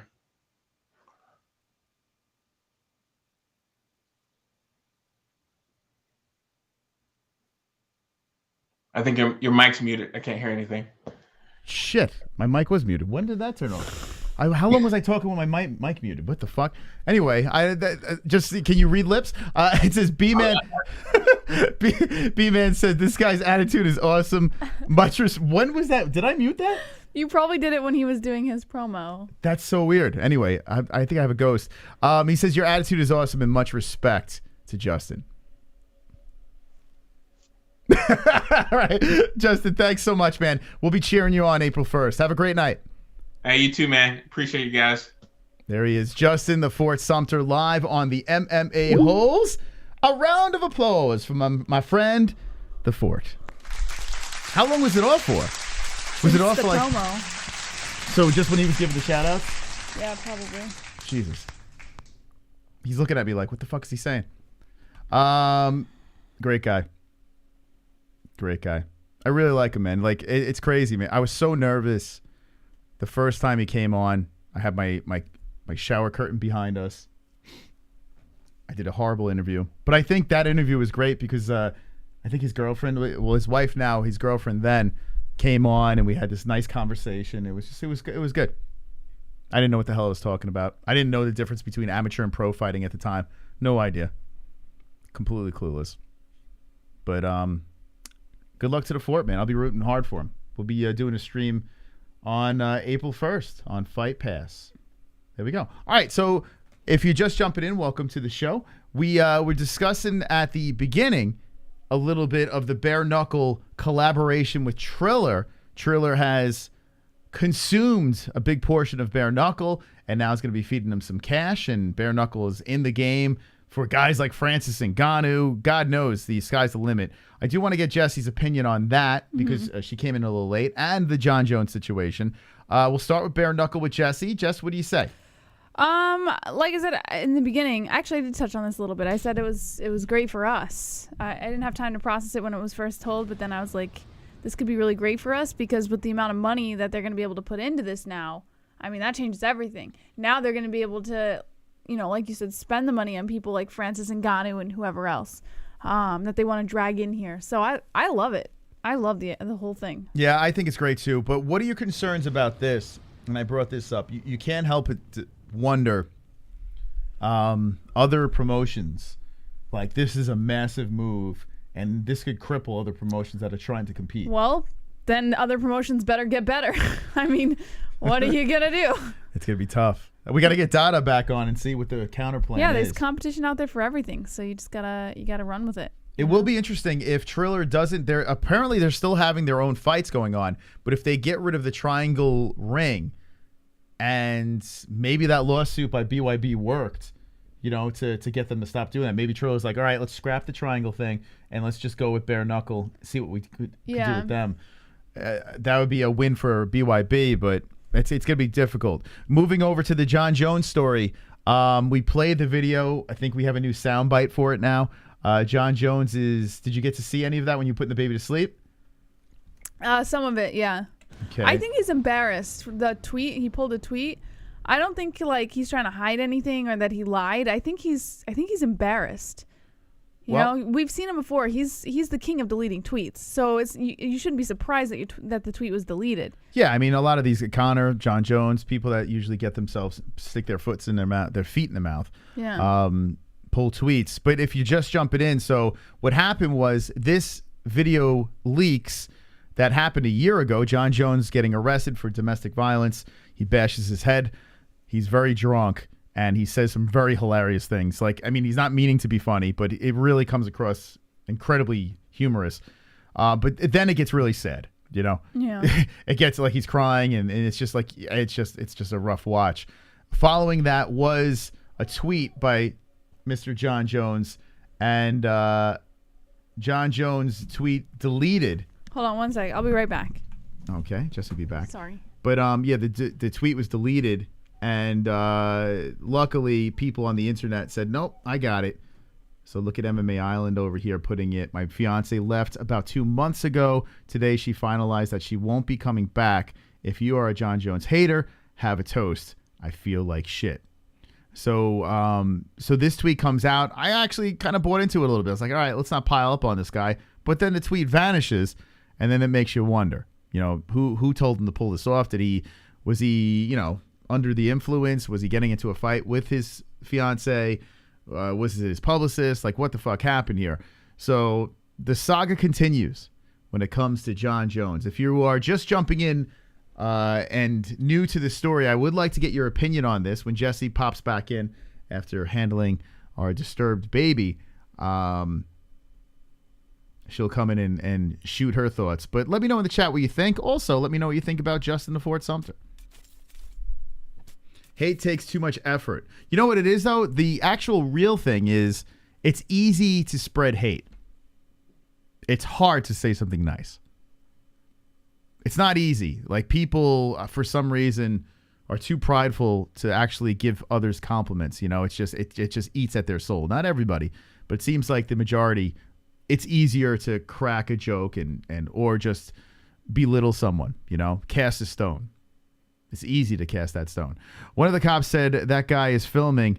It'll be on YouTube tomorrow. Did they really? I mean, you got to think, this is not his first rodeo, right? So So he's got to know. And John did say something about filming. I did notice him mumbling something like that. So yeah, John clearly knows, but bashed his head against. Maybe that he was performing. Who knows? The saga continues. Wu-Tang. Jean-Paul 999.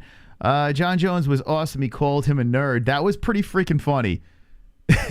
We'll play a little bit of it again here. But yeah, he did call him a nerd. If you missed it, here you go. Enjoy. Please don't hurt me. Get your phone. Sir, yes, sir. You're a nerd. On my Hall of Fame night.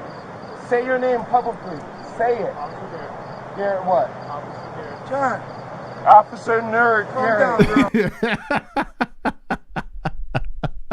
Officer Nerd. It's kind of like the Muppet thing with Darren Till. You're a fucking Muppet, yeah. Like he's just calling people Muppets. This guy's calling people nerds. I mean, that's a polite way of throwing an insult, right?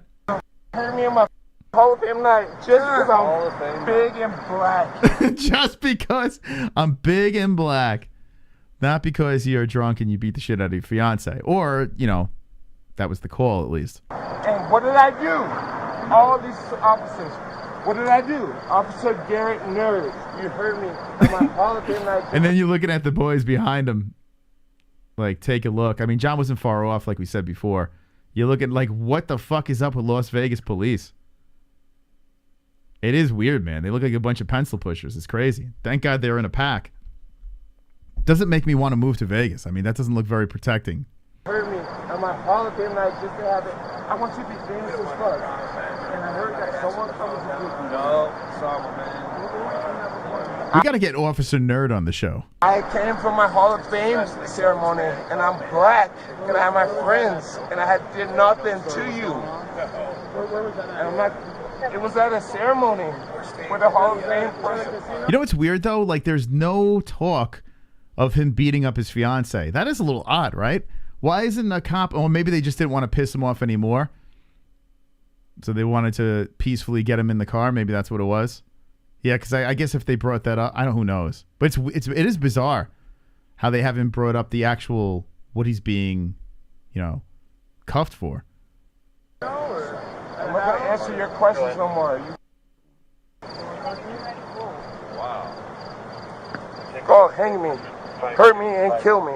What did I do? See, this is where it starts to go a little dark. Officer Nerd was hilarious, and then he goes down this road. Thank you. My home. A black man can't drink. Black man can't drink. One of my favorite lines. A black man can't drink.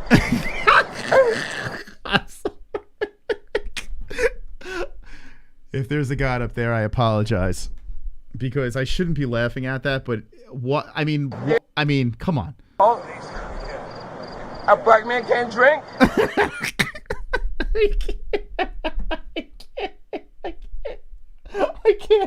I can't. Oh God.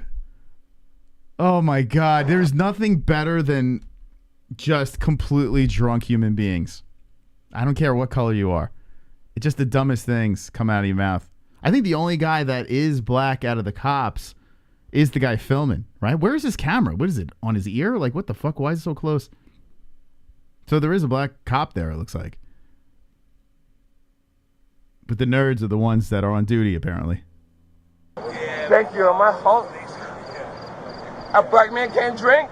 I gotta save this for Jessie. Hold on, she's coming back in. One of the lines of the night. He hates white people. I don't think that's the case. He was freaking gonna marry one. Like, I mean, he's gonna marry a white chick. I don't think Jon Jones is racist. That's crazy, man. I think he's just he's drunk.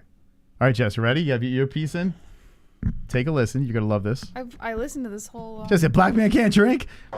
Thank you. My home. A black man can't drink. What do you think? Jess? Love it. Is that the problem? Black man can't drink? Apparently. What do you think Joe Rogan would say about this? Not going there, Miles. Getting elected into the Hall of Fame, and now this is what I got. Do you? Hey, what about the other guy in the background? Hall of Fame. I hear the cop in the background. Oh my God.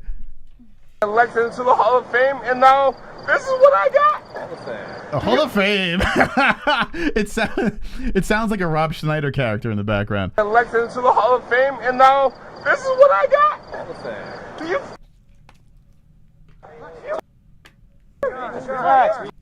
Okay, so here we go. You all right? You all right? Hall of Fame. Just relax.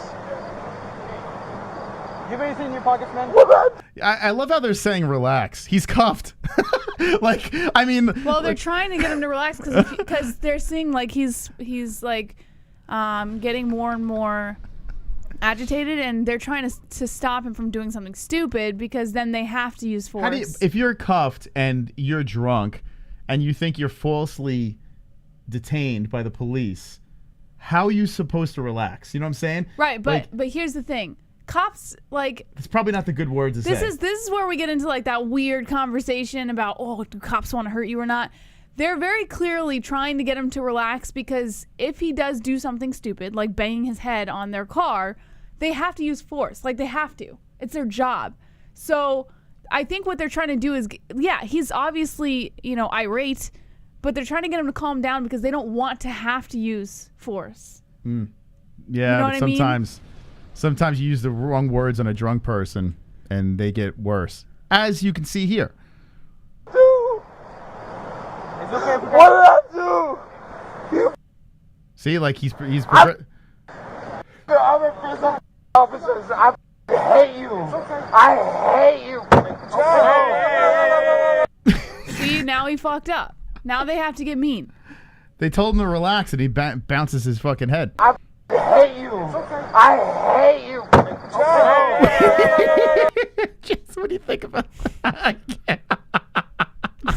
I feel like you shouldn't be laughing. Like, I know it's just terrible. Bad karma, you know? It's fucking terrible. Yeah, listen. It's terrible, but there's very clearly something else going on here. This is not just being drunk. I mean, there's no doubt that there's a mental illness of some sort taking place. So he tells the fat guy, the fat nerd cop, I hate you, I fucking hate you. Looks him dead in the eyes and then bashes his head.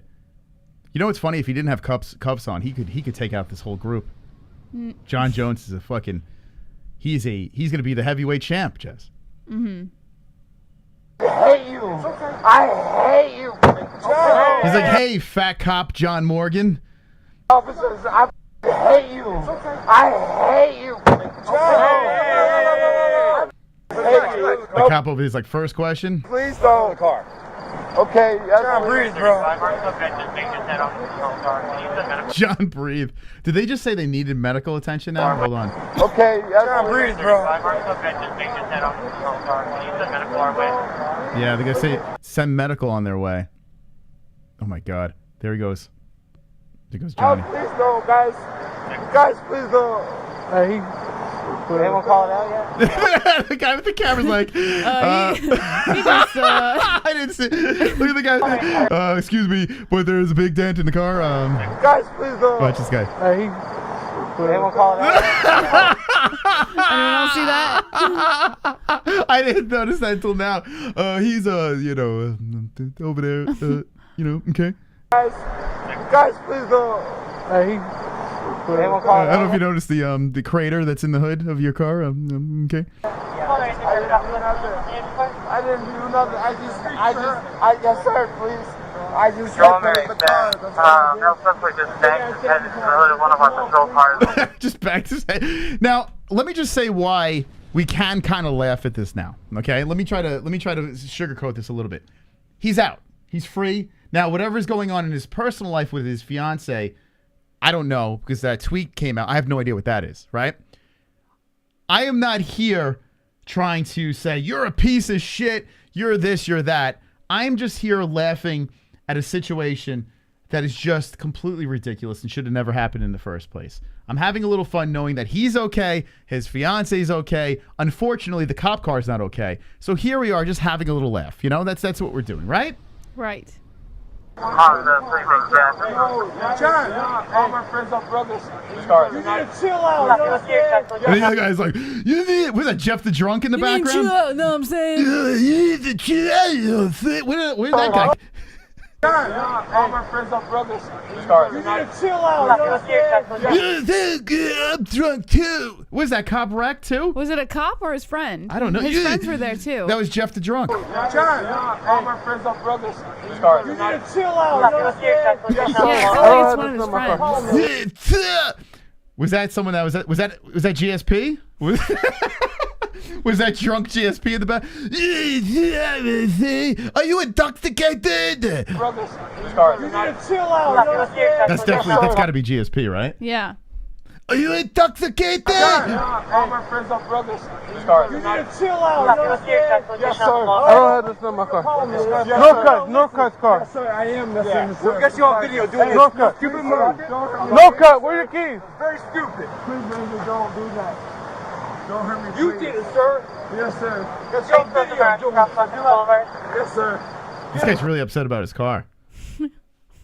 He's going in the car. Like, how dare you headbutt my car? My beautiful. It's not even your car, bro. Like, you did this, dude. Jon Jones just headbutted the fucking police car. You know. It's kind of cool. Wow, this guy got mad, huh? You hear him? Chill out. Yes, sir. Look at that guy. That's going to be on YouTube tomorrow. Look at him. Oh, there it is. That's going to be on YouTube tomorrow. Look at him. His head. How did he not bust open his head? That's wild. He's wasted. It's not like he cared. That is wild. Yes, sir. We'll get this figured out, man, but you got to calm down. Yes, sir. Here, right in front of the Mirage. They're going to be in the southbound lane. Okay? Yes, sir. Can we hit talk like this? Straight line. Yes, sir. I'm here for you. I appreciate that. Can you just take a breath, okay? Okay. Yeah. I get anxiety, please. The cop's laughing in the corner. He's laughing at the dent. Hold on. Is he really? Yeah, he's laughing. Watch him. No, go back one more. Go back. Of course one more. he'd be like, I'd be dying, man. Like no, go back to here when he like walks up to them and he's like laughing. Watch. Right here, right in front of the Mirage. They're going to be in the southbound They're all looking at the dent. Okay? Yes, sir. Watch. Straight line. Yes, sir. Now wait for it. This guy comes up, and here we go. Here comes the laugh. He's laughing. Little smile. Look at him. He's like, there's a hole in the front of my. He's like, man, I couldn't have done that. Is that Chuck Liddell? Wait, what the fuck? Look at his hair. Is that the Iceman? Hold on a sec. Is that Chuck Liddell? You better chill out, man. I think that is. He's him. impressed. He's impressed by the. It's like a stigmata. What is it? The impression of Jesus' face? What's that called? It's like Jon Jones's face in the front. Yeah. You know, what are those pins? What is that where you put your hands in the pins and it forms? Is that like Jon Jones's face? He's excited because of all people to put their face in his car, he got Jon Jones to do it. The pound for pound goat. You never take that impression out of your fucking hood. You never do it. Like, that's just brilliant. He's looking at it right now like, this is money. Yeah. Stigmata, is that what it's called? No, it's on the hands. Yes, sir. Bruh. Paint and everything. Bro, you ripped the paint and everything off. This guy's just repeating everyone. This guy is great. The guy with the camera, he's like the slow friend that they just put around. It's like, just strap the camera on the retard. You hear him? Oh, God, if he's retarded, then that's not a good look. But the slow cop, they put the fucking camera on him. Give it to Herbert. The slow cop. Paint and everything. Bro, you ripped the paint and everything off. It sounds like Bubba Gump Shrimp. You know, the guy that... I think this cop is probably new. I would assume he's new, so he's just trying to like fit in. They got the fucking GoPro duct tape to his fucking ear. All right, Hubie, Herbert, let's go, buddy. Paint and everything. Bro, you ripped the paint and everything off. Yeah, the paint and everything. Oh, it's beautiful, man. That's beautiful. All right, Jess, what are your thoughts? Oh, what an adventure Jon Jones had. That was amazing. I could watch that all day. Yeah, I mean, listen. We all knew Jon Jones gets in trouble and you know, whatever. What are you going to do? Like, he's out now. And it wasn't a year ago. Yeah, it was last year. This 2021. was not a year ago. This was like a couple months ago. 2021. It's a year ago. That's not a year ago. It's a year ago. Either way, he's out now. And, you know, he's doing his thing. And, like, what are you going to do? What's weird is that he tweeted about it. I think that people wouldn't be making as big a deal about it right now if he didn't fucking say something, you know? Like, he should have just kept laying low and let this pass. But he can't do that. We've seen that before. He just can't lay low. So, so he's kind of asking for. I kind of wish the tweet stayed up, because then, more people. Did you see what Colby Covington responded? Yeah. My goodness. You know what? Colby was right, though. Like, it's crazy, because honestly, I kind of came to his defense. Not to his defense, but I was just like, all right, let's all chill out. Let's all chill. Because people, like, here's the thing. I think if you crack some jokes and have a little fun with it, you came to Colby's defense? What? Wait, what did you say? No, Jon Jones' defense. Like, basically, no, on Twitter, I was just like, come on. Like, here's the thing. You're a piece of shit. You're this, you're that. Like, come on. I don't think we need to do that. I don't think that's necessary, right? We all know that he has the capabilities of not being a good human being, I don't even think it's not being a good human being. I think there's a lot of stupid decisions, brain damage. There's probably, a mental illness or two going on up there. It's not just not being a decent human being. There's probably chemical imbalances and shit going on in his brain that he can't control, and alcohol does not help that. Well, he's definitely an abuser when it comes to his wife and his liquids or drugs or whatever. I mean, the guy's got issues. He's got issues. But like, for us to constantly, shit on the guy and say you're a horrible, good for you, you're a horrible person, shit like that. I don't know. I think we could poke fun at it, move on. It is what it is.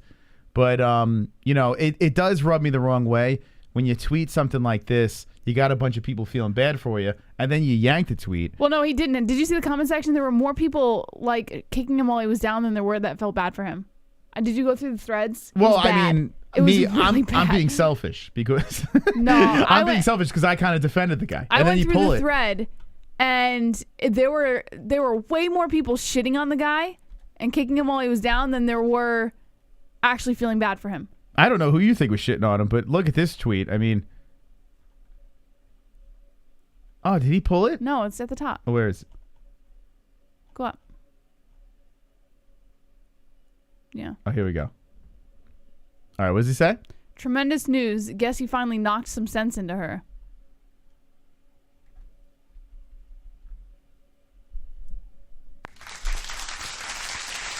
This is wrong, man.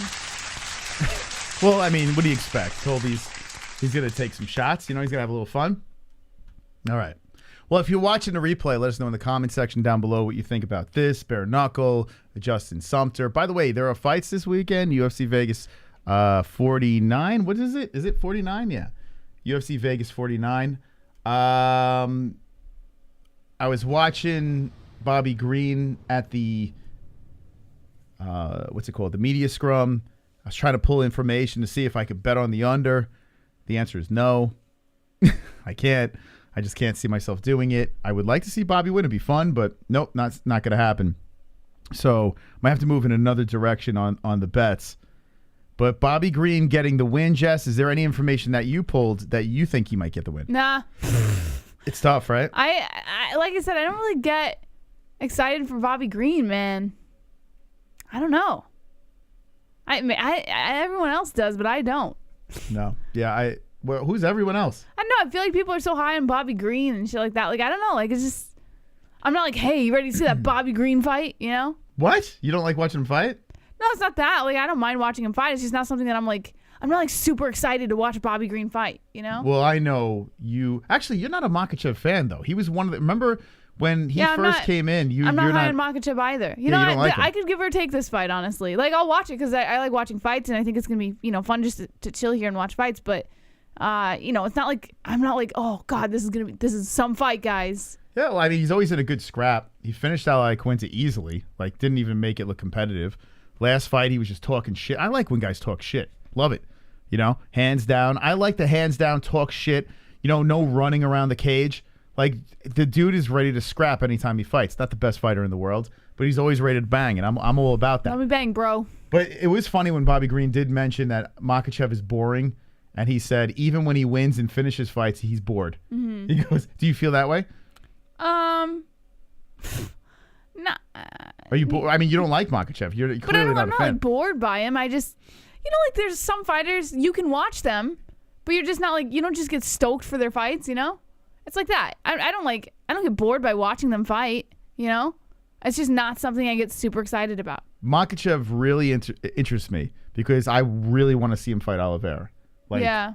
I want that fight. Listen, Gaethje, good luck. He's so much fun to watch. But the thought of Makhachev versus Oliveira is something I need to see. Yeah. I kind of need it. I want to see that fight happen. But Islam is boring personality. Yeah, he doesn't get on the mic and start dazzling you with his tongue. There's a lot of fighters who don't, though. I mean, you can say that about a lot of people. Like, take Volkanovski, for example. You know, like, he's not, like, the greatest on the mic. Yeah, Islam's just there. He's there for a check, and that's it. You know, he wants to win gold. He doesn't, have time for, coming up with a character or whatever. He is himself. He is who he is. He's just a nice guy. But Bobby Green has the gift of the gab, and it seems like everything's going. He says a lot of people are reaching out to him. He's like, "Where are you guys the rest of my career?" When I was fighting this and that. But Bobby Green wins his fight.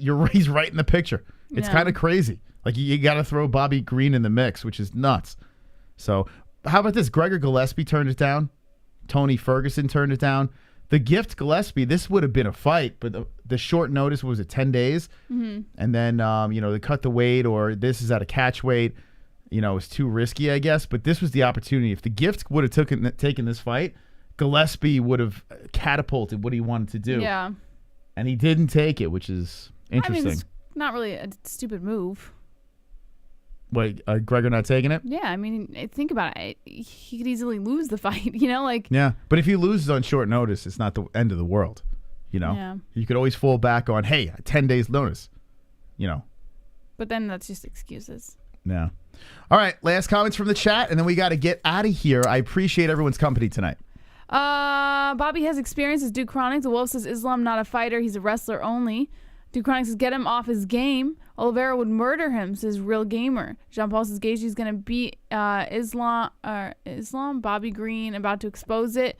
Danny says it's going down in Ukraine right now. Russians are moving in. Yeah, I don't know what's going on. Everyone's saying it's getting pretty serious. Yeah, from what I understand, they're like declaring war or some shit like that. Let's see. I'm going to type in Ukraine. I don't pay attention to any of this shit. I have no time for it. I get better things to do, like nap, watch fights, talk to fighters. 3 hours ago, 1 hour ago. Here we go. What do we got here? From BBC News, my favorite source. Zelensky warns Russia, we will defend ourselves. Okay. Zelensky. So what's going on? Are we involved in this? Apparently we're... No, I don't care. I don't fucking care. Let the people that are involved in this deal with it. The people... Well, you should care because it doesn't impact our economy. Well, it's not going to... Anytime there's foreign conflict, it will affect our economy. But what's it... For instance, you're going to be paying up the ass for your gas. Well, we already do. But what am I going to do that's going to change it? Get out there and vote. Well, you could join the military. Yeah, that's not happening. So there's nothing I can do. So I don't give a fuck. Until the fucking bombs are coming our way, I don't care. When we have to fucking pack up and get in our bomb shelters, then tell me what's going on. Say, hey, Mystic Moss, get the fucking canned vegetables, pack up the kid, and go somewhere safe. Okay. But right now, there is legit nothing I can do. So why stress about it? Right? I don't care. Let the professionals take care of it. Let Sleepy Joe and his fucking nudnik group of people. I don't give a fuck about any of that shit. But let me know what you guys think about that. I don't care. All right. Anything else, Jess? You want to talk about? Is there anything in the news that you want to throw in there? Nah. Nothing that stands out? Not really. Johnny Walker a lot of it's just like repetition of what we've already discussed. Yeah, Johnny Walker is playing the kind of woe is me game. Like everyone's shitting on him. Okay, so I kind of get it. Like, it's going to be a bummer to have everyone sliding into your DMs saying, hey, you're a piece of shit, and throwing the memes out there. But at the same time, maybe it's a hot take here. He is a professional athlete, right? Mm-hmm. What does he expect? Like, when you lose, when you're a baseball player and you keep striking out, people are going to be sending the boo birds out. Like, people are going to be booing you right back to the bench. You know what I'm saying? People, I think, join organizations under the impression that if they can impress in their first few fights, then people are just automatically going to love them. And then when they lose, that people will still love them. And it doesn't really work that way with MMA. MMA fans, they're ruthless, you know? I understand. They are ruthless. But shut your DMs off. I don't agree know. with that. Yeah. Shut your fucking DMs off. If you can't handle it, you shouldn't be on social media. Yeah, I mean, maybe I don't know. Maybe I'm nuts. I understand, MMA fans are fucking nut jobs. Like, they're all crazy. Everyone wants to cancel somebody, or as soon as someone loses, everyone jumps off the bandwagon and just shits in their cereal. Gone. But, come on, Johnny Walker. You lost. Just fall off. Do what Darren Till does. Darren Till just he takes a bad loss and he just vanishes. Yeah. And then comes back fine. Find yourself, be with your family, regroup, come back, and stop being a puss. I don't know. Am I wrong for saying that, Jess? No, Moss, not at all. Am I insensitive? Well, we all know you're insensitive. That's true. That's not new. Come on, grow up, Johnny Walker. What's this? Piccolotti? What's this guy? This is actually an interesting story. You said you had nothing. No, actually, this one is. Manuel. Wonderful. C. Not much to say. Just wanting to support the show. Thank you guys for always having awesome shows. Whoop, By whoop. the way, JBM mentioned the Bryce Mitchell interview on HELWANI, and she wasn't kidding. That interview was pretty insane. Oh, yeah. Didn't see it coming. We actually never talked about that on the day that we were supposed to talk about on Monday. Yeah, I didn't that was see much brutal. of Ariel today. Just bits and pieces. But Bryce, you were riveted, right? Bryce was on Monday. And yeah, that was you know what's weird is like those conversations and shit I usually try to steer away from because it's complete nonsense all the time, just two people just fucking pushing their points. But for some reason this captivated me. If you haven't seen it, I highly suggest, no matter what political side you're on, just go watch the Bryce Mitchell interview on Ariel, because it's literally two fucking radical sides coming to head. And it was weird, man, because you know what's weird about it is you could kind of see where they both were coming from, and they were both trying not to offend each other, and they were trying to stay neutral. Well, Ariel, but they couldn't. Ariel said, you're a guest, and I want to give you your time. This is not a debate show. That's not what I'm here to do. He went to that spiel, and then all of a sudden, he just dived right in. Just debated the hell out of him, which I think is good content. You got to debate. It's great. I thought it was so entertaining. I put in the chat because there were like people in the chat saying, end this interview, blah, blah, blah. And I put in there, I'm like, I actually find this quite entertaining. Like, there's something captivating about that conversation. I don't know what it was. But Levi says Ariel got owned. I respectfully disagree. I think Ariel had some good points. I think Ariel made him look like a moron. At the same time, I do think like Bryce Mitchell, he did make some fair points. Yeah. But I just think the way he articulated it made it sound like he was dumber than he is. I don't think he's dumb. Bryce Mitchell could have said it differently. He has the right intent. Yeah. Bryce. He definitely does. There's no doubt about it. I understand the moral of what he's saying, but the way he articulated himself, he sounded so fucking dumb. And I was like, oh my God. Can we have, like, and Ariel took advantage of it. He did. Ariel saw a guy that can't fucking defend himself and saw him repeating himself, and Ariel just took advantage of Bryce Mitchell. I was like, oh, man. Yeah. He did. He took advantage of him. It was weird. It was definitely a weird, and then Bryce Mitchell had to bring up, like, Ariel's religion and how that, and Ariel does not like anyone correlating Nazi Germany with anything. Like, you cannot use that as a comparison to anything. So Bryce Mitchell brought up the fact that Ariel was Jewish, and he referenced Nazi Germany when Hitler was, locking up all the Jews and killing them and stuff. And he tried to reference that to some stuff that was going on today. And you could tell Ariel was not having it. Like, it didn't make sense. And he even said afterward, he's like, there's no way that you can compare this to Nazi Germany. Like, you just can't do it. So it was bizarre. Yeah. But Bryce Mitchell, I understand where he was going with what he was saying. He was not completely wrong. He was right. But the way he went about it, if you are far on that side of what he was saying, you can't say, oh, Bryce really represented us really well. It just didn't work.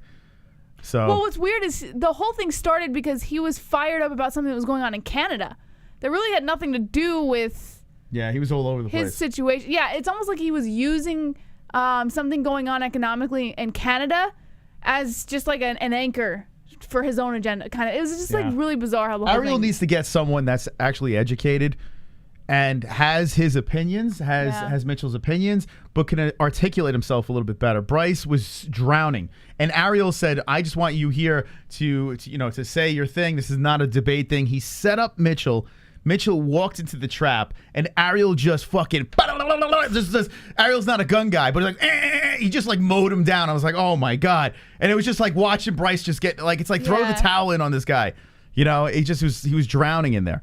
But it was funny reading the chat and stuff like that, rallying Mitchell. I was like, you guys are just trolling. There's no possible way. It was so bizarre. But like I said, it doesn't matter what side you stand on because obviously they argue both points, but just go watch it. See for yourself. Yeah. We don't have to sit here and spend all this time on it, but it's totally worth a watch. I can promise you that. Ariel set up poor Bryce. Yeah. To fail. He's got a penis down there and I like what I see. Pee-pee. What? He's got a penis down there and I like what I see. Come on, baby, let's go. It's pee-pee time. Keeping us live. He's got a penis down there and I like what I see. Yeah, baby. Pee-pee.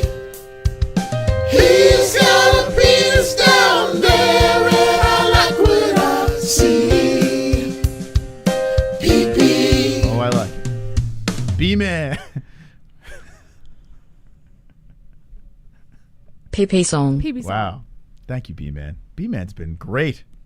He's been so fucking supportive. Yes. Thank you, B-Man. Let's go, B-Man. Appreciate that support. So, so what was this Piccolotti? What was the story on? Oh, get this. Adam Piccolotti got suspended after sharing a video of him vomiting during his weight cut for Bellator. Oh, yeah. Like, can you fucking believe this shit? Wait, so, but he won the fight, right? Didn't he win the fight or something? But I guess it's like... I cannot believe they fucking suspended this guy. When you're a mainstream MMA, you need to have someone handle your social media. Coach, manager, etc. Yeah, I mean, I unless you have a thick skin, unless you're like a Colby Covington or something like that. Kamaru Usman doesn't let Ali near his Instagram. And yeah, what is going on? Why is that blasting? Her room, so it's Holy colder cow. out there than it is in here. I need to keep her room at this temperature. Jesus. So you're gonna have to deal with it. Yeah, but if you are, or if you're coming off of a nasty loss, the manager should step in and say, "Okay, buddy, I'm switching all your passwords.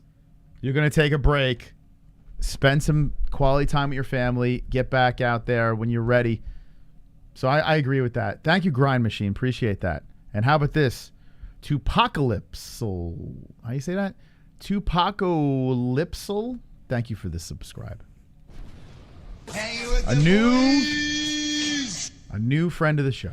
So basically, in the video re-uploaded by MMA Madness, Piccolotti is seen being helped into a portable sauna by his team. The video then skips ahead to Piccolotti vomiting out a yellow fluid onto a towel and then visibly struggling before stripping down to his underwear and re-entering the portable sauna. All right. Now, they said in that he has... Warning graphic. I'm gonna puke. I'm gonna puke. That's gonna be terrible. Like, I'm sitting in this room and the heat's blasting, and oh, that's nice. That's bile. That's whatever the hell is left in him. Okay, he's not sticking his finger down his throat though, right? No, he's trying to zip up the sauna again. Yeah, so he's throwing up. Okay, so why is he getting suspended? I mean, because he shared this video. Yeah, how dare he? So Mazzulli said something needs to be done to deter extreme weight cutting. After looking at that video, I was appalled that a fighter would go to that extent to lose weight. It's a sad commentary that a fighter would go to that extent to lose that kind of weight and feel that it's a badge of honor to do it. I thought we'd come a long way since 2002, and we no longer allow rubber suits, IV rehydration, but we still have fighters doing what he did. Now, according to Mazzulli, he has spoken to Bellator officials who concur with the commission's decision to punish Piccolotti and his team. Piccolotti is also being asked to take his next fight at 160 pounds. He will require clearance and a full report from a nephrologist, which is a kidney specialist. Why they just have him fight another weight, like they said? It's almost like what are they doing? It's like how dare you tarnish our name, like kind of thing. Like is Bellator doing this? Yeah, they fucking punished this guy because he shared a behind the scenes of what these fighters actually have to go through. It's the best thing he ever did. I didn't even know who this guy is. Adam Piccolotti. How fucked up? Adam Piccolotti. Oh wow, who cares? Like, why would they suspend him? Like, this is the kind of shit MMA fans like want to see. We want to see what these fighters go through. If he never showed this video, then he would have never gotten suspended. What about Cyborg? Remember when she was like showing her weight cuts, how gruesome her weight cuts were? Yeah, like what is it Bellator's business, how he shares what he has to go through to get to his weight? Well, we don't drug test for steroids, but if you throw up while you're cutting weight, we're going to suspend you. Well. It's so fucking, it's crazy, man. What the hell? Why is the Olay going? Where? Now, here's what their defense was. He explained that he is particularly frustrated that a veteran like Piccolotti would proudly share the video without thinking of the example that it sets for other fighters, right? Mm-hmm. He said, my biggest problem is what is showing the amateur fighter that looks up to him as an elite fighter. It's not okay. It's no longer okay. It's unacceptable, and I would never have known it unless he posted it, which is sad because he fought at Mohegan. It's my duty to do something. I don't remember this He guy. doesn't understand the ramification of what could happen in the future. Renal failure, kidney failure. I try to stress to these fighters, take care of what you have. Okay, I'm with him. So they not wrong. suspended him because they feel that he's like... Oh, did they suspend him because of that weight cut was so severe that Yes. they don't want him to fight? Yeah, they don't... Again soon their defense because... is they're trying to protect him and fighters who look up to him. But they want his body to recuperate. Is that I what the guess. suspension? Okay. All right, that makes sense. And they want his next fight to be at 160. Okay. All right. So the suspension it's kind of like a medical suspension. All right. Hold on a second. It's so hot in this fucking room. I can't even think. Now it makes sense. It's like a medical suspension. That's all it is. Well, they It's didn't not call it a medical suspension. They're That's all just it is. saying he's suspended. How long is he suspended for? They didn't give a... He's barely suspended. I mean... Oh, here we go. He was suspended for 6 months and fined $2,500. No, that's fucking stupid. That's illegal. Yeah. And his cornermen have also had their corner licenses suspended. Okay, come on. What do we... All right. I tried to defend you, Bellator, for a second there. Now I'm reversing back around Well, to my it's a initial commission. thought. Commission? That fined him the $2,500 and suspended the cornermen's licenses. Oh, so it's not Bellator. Well, no, Bellator suspended him for 6 months. Commission is fining him $2,500 on top of that. Oh my God. And suspending the licenses of the cornermen. I'm out of here. I'm out of this. I don't even know what to do anymore. I have no opinion. It's just, come on. Just say, hey, listen, you can't fight for X amount of time. I want your body to completely recuperate, and your next fight is a weight class up. That's it. Done. Problem solved. A little weird. Like, what are we doing? All right, what else we got? I saw Robert Whittaker's the best middleweight of all time. Well, he was teasing a jump up to light heavy. But it's not really a story. Who gives a shit? Yes, Robert Whittaker, who fought at welterweight, go up to light heavyweight. Yeah. Okay. He's eyeing a return against Marvin Vettori. Masvidal is scoffing at the UFC's offer to book a fight in his hometown in Miami. I don't really know if you give a shit about that. Yeah, either. okay, we can skip this. Yeah, I don't even know what the hell is the big deal. Dariush is trying to avoid surgery for a broken fibula. He's doing everything he can not to get this surgery. But they say the surgery, I saw doctors were saying that if he has a surgery, it's actually a quicker recovery than like physical therapy. Yeah, I guess. I mean, that's what they're saying. I don't know. It's 3 suggested physical therapy, 1 advised surgery. As of now, he's going with physical therapy and trying to avoid surgery. Still no firm time frame on his return, but no surgery is good news. I mean, I can't blame him for not wanting surgery. Super chat. Yo, look at the $10. Guys, if you want to be an investor in BKFC, then you need to be invested in Trillerverse. In order to get shares early, you have to buy Seek shares. Triller just struck a deal to go public with Seek merger. That's pretty interesting. Look at that. Very nice. Thank you to Apocalypse 1 with the $10 donation. Appreciate that. I tell you what, Triller fascinates me.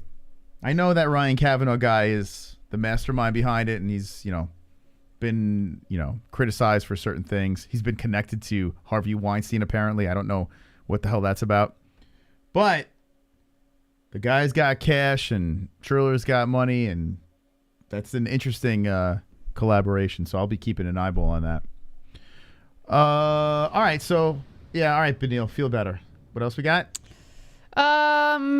Paige Van Zant, BKFC says they have really good things planned for her, but they don't really know when her next fight is gonna be, and if it's gonna be her last fight or like what's going on. But apparently they still have high hopes for her. I kind of want Austin whatever the hell is it, James Vanderbeek. I kind of want him to win the title over Gegard. That would piss Paige off so much. No, she's supportive of him. No. You ever see she's so fucking jealous. She was the UFC fighter. He was Mr. Van Zant. Now she's got to be like she's half naked on the internet, and this guy's fighting for a belt. If he wins the belt, everyone has their moment, Moss. That inside would burn her alive. She can't handle that. She doesn't want him to do it, Jess. Mm-hmm. So I am rooting really hard for Mr. Van Zant. I need him to win that. Gegard, I don't know, flop, take a fall. I don't know. Do what you got to do. Austin, get the job done. Also, Austin, would be a nice slap in the face to the UFC, who didn't give him a contract off of the Contender Series, which I think he should have got one. I don't know why he's not in the UFC, but regardless of the fact, we'll find out what happens Friday. Paige is going to be a commentary girl. That's what's going to happen. It would be hilarious if Feldman's like, sorry, Paige, we have no room for any color commentators. Would you mind walking around in a skimpy outfit with a number? You would look good with a number 1 in your hands, or 2 or 3, or perhaps 4 or 5. Do you think that she becomes a ring card girl? Sure. Okay. Wonderful. Super chat. Yo, Crime Machine coming in. Boxing weight cuts in 18 to 1900s, used to drag their faint fighters to the scale and fight same day. Now Terry's a fine in certain states if you overhydrate. Now there's a fine in certain states if you overhydrate. Is it really? Oh, with the IV and shit like that? Yeah, it's weird, man. Wrestling is the worst, right? The wrestling weight cuts are probably the most dramatic out of them all. Yeah, weight cutting, the fighters should fight in all sports, I think, especially in mixed martial arts where you go into the ground. I feel like fighters should fight closer to their actual natural weight. I think that's fair and it's healthier. Severe weight cutting is ridiculous. Okay, is that it? What do we got? Yeah, Here's Gegard. All right, so that's it. Okay, who do you think's going to win, Vanderford or Gegard? Gegard. Gegard? Yeah. Okay, you're picking me? All right. Well, I got to say a big thanks to everyone hanging late on this, Wednesday night. A big appreciation. If you missed Justin Sumter's appearance, he's headlining CES. Their next event was at 67. Right? Yeah, 67. We discussed the Jon Jones situation. We showed the video. I want to know your opinions if you're watching the replay in the comment section down below. Also, Bare Knuckles merge with Triller. Big move. Keep all your comments down below. Keep the conversation flowing and going. Hit the like button and go to the Discord. Go check out our Discord over there. You can hang out afterwards there. And what's the Contender Series? What's this about? Oh, I didn't drop that. You're in the wrong Discord. I'm in the wrong Discord.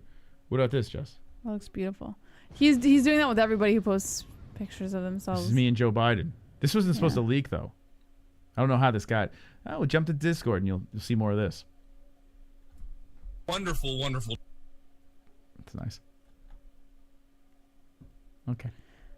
Okay, guys. Thank you so much to our sponsors. Head Rush, MyBookie.ag, Sheath.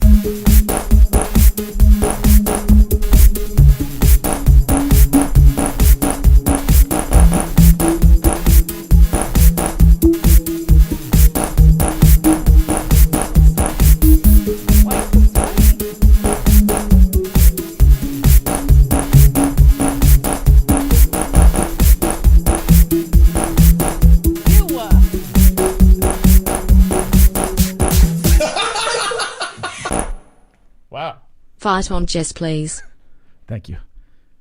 A big shout out to the B-Man, channeling his inner Roberto Hernandez tonight. If we can make that donation of the farts, we can definitely put something together with John banging his head off the car. Mm-hmm. Right? I mean, if we can make it fart song. Anyway. Wow, the donations, they keep flowing right now. The people are saying don't leave. They're saying don't leave. Grind Machine and B-Man, they're like, no. Yes, you can go into the... That's not... Is that real? I don't think that's... Shit. All right. Super chat. Grind Machine say no. Stay. Jon Jones made Mel Gibson's DUI look like a jaywalking ticket. It's true. This could be one of my favorite camera cop videos. Jon Jones, this is like his Freebird, you know? Is that the terminology I'm looking? This is like his Stairway to Heaven. This is such a great performance by Jon Jones.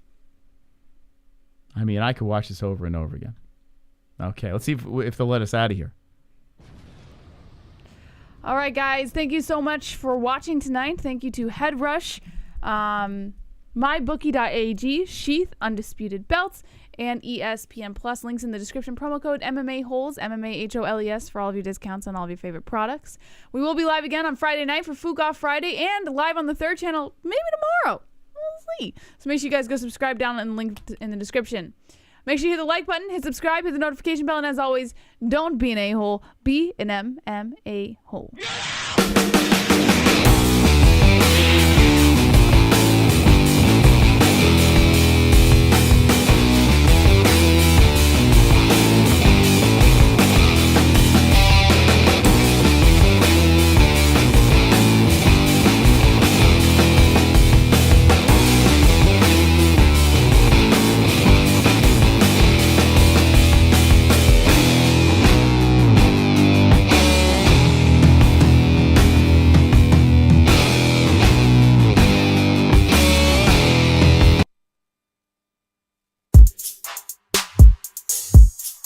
Wonderful, wonderful.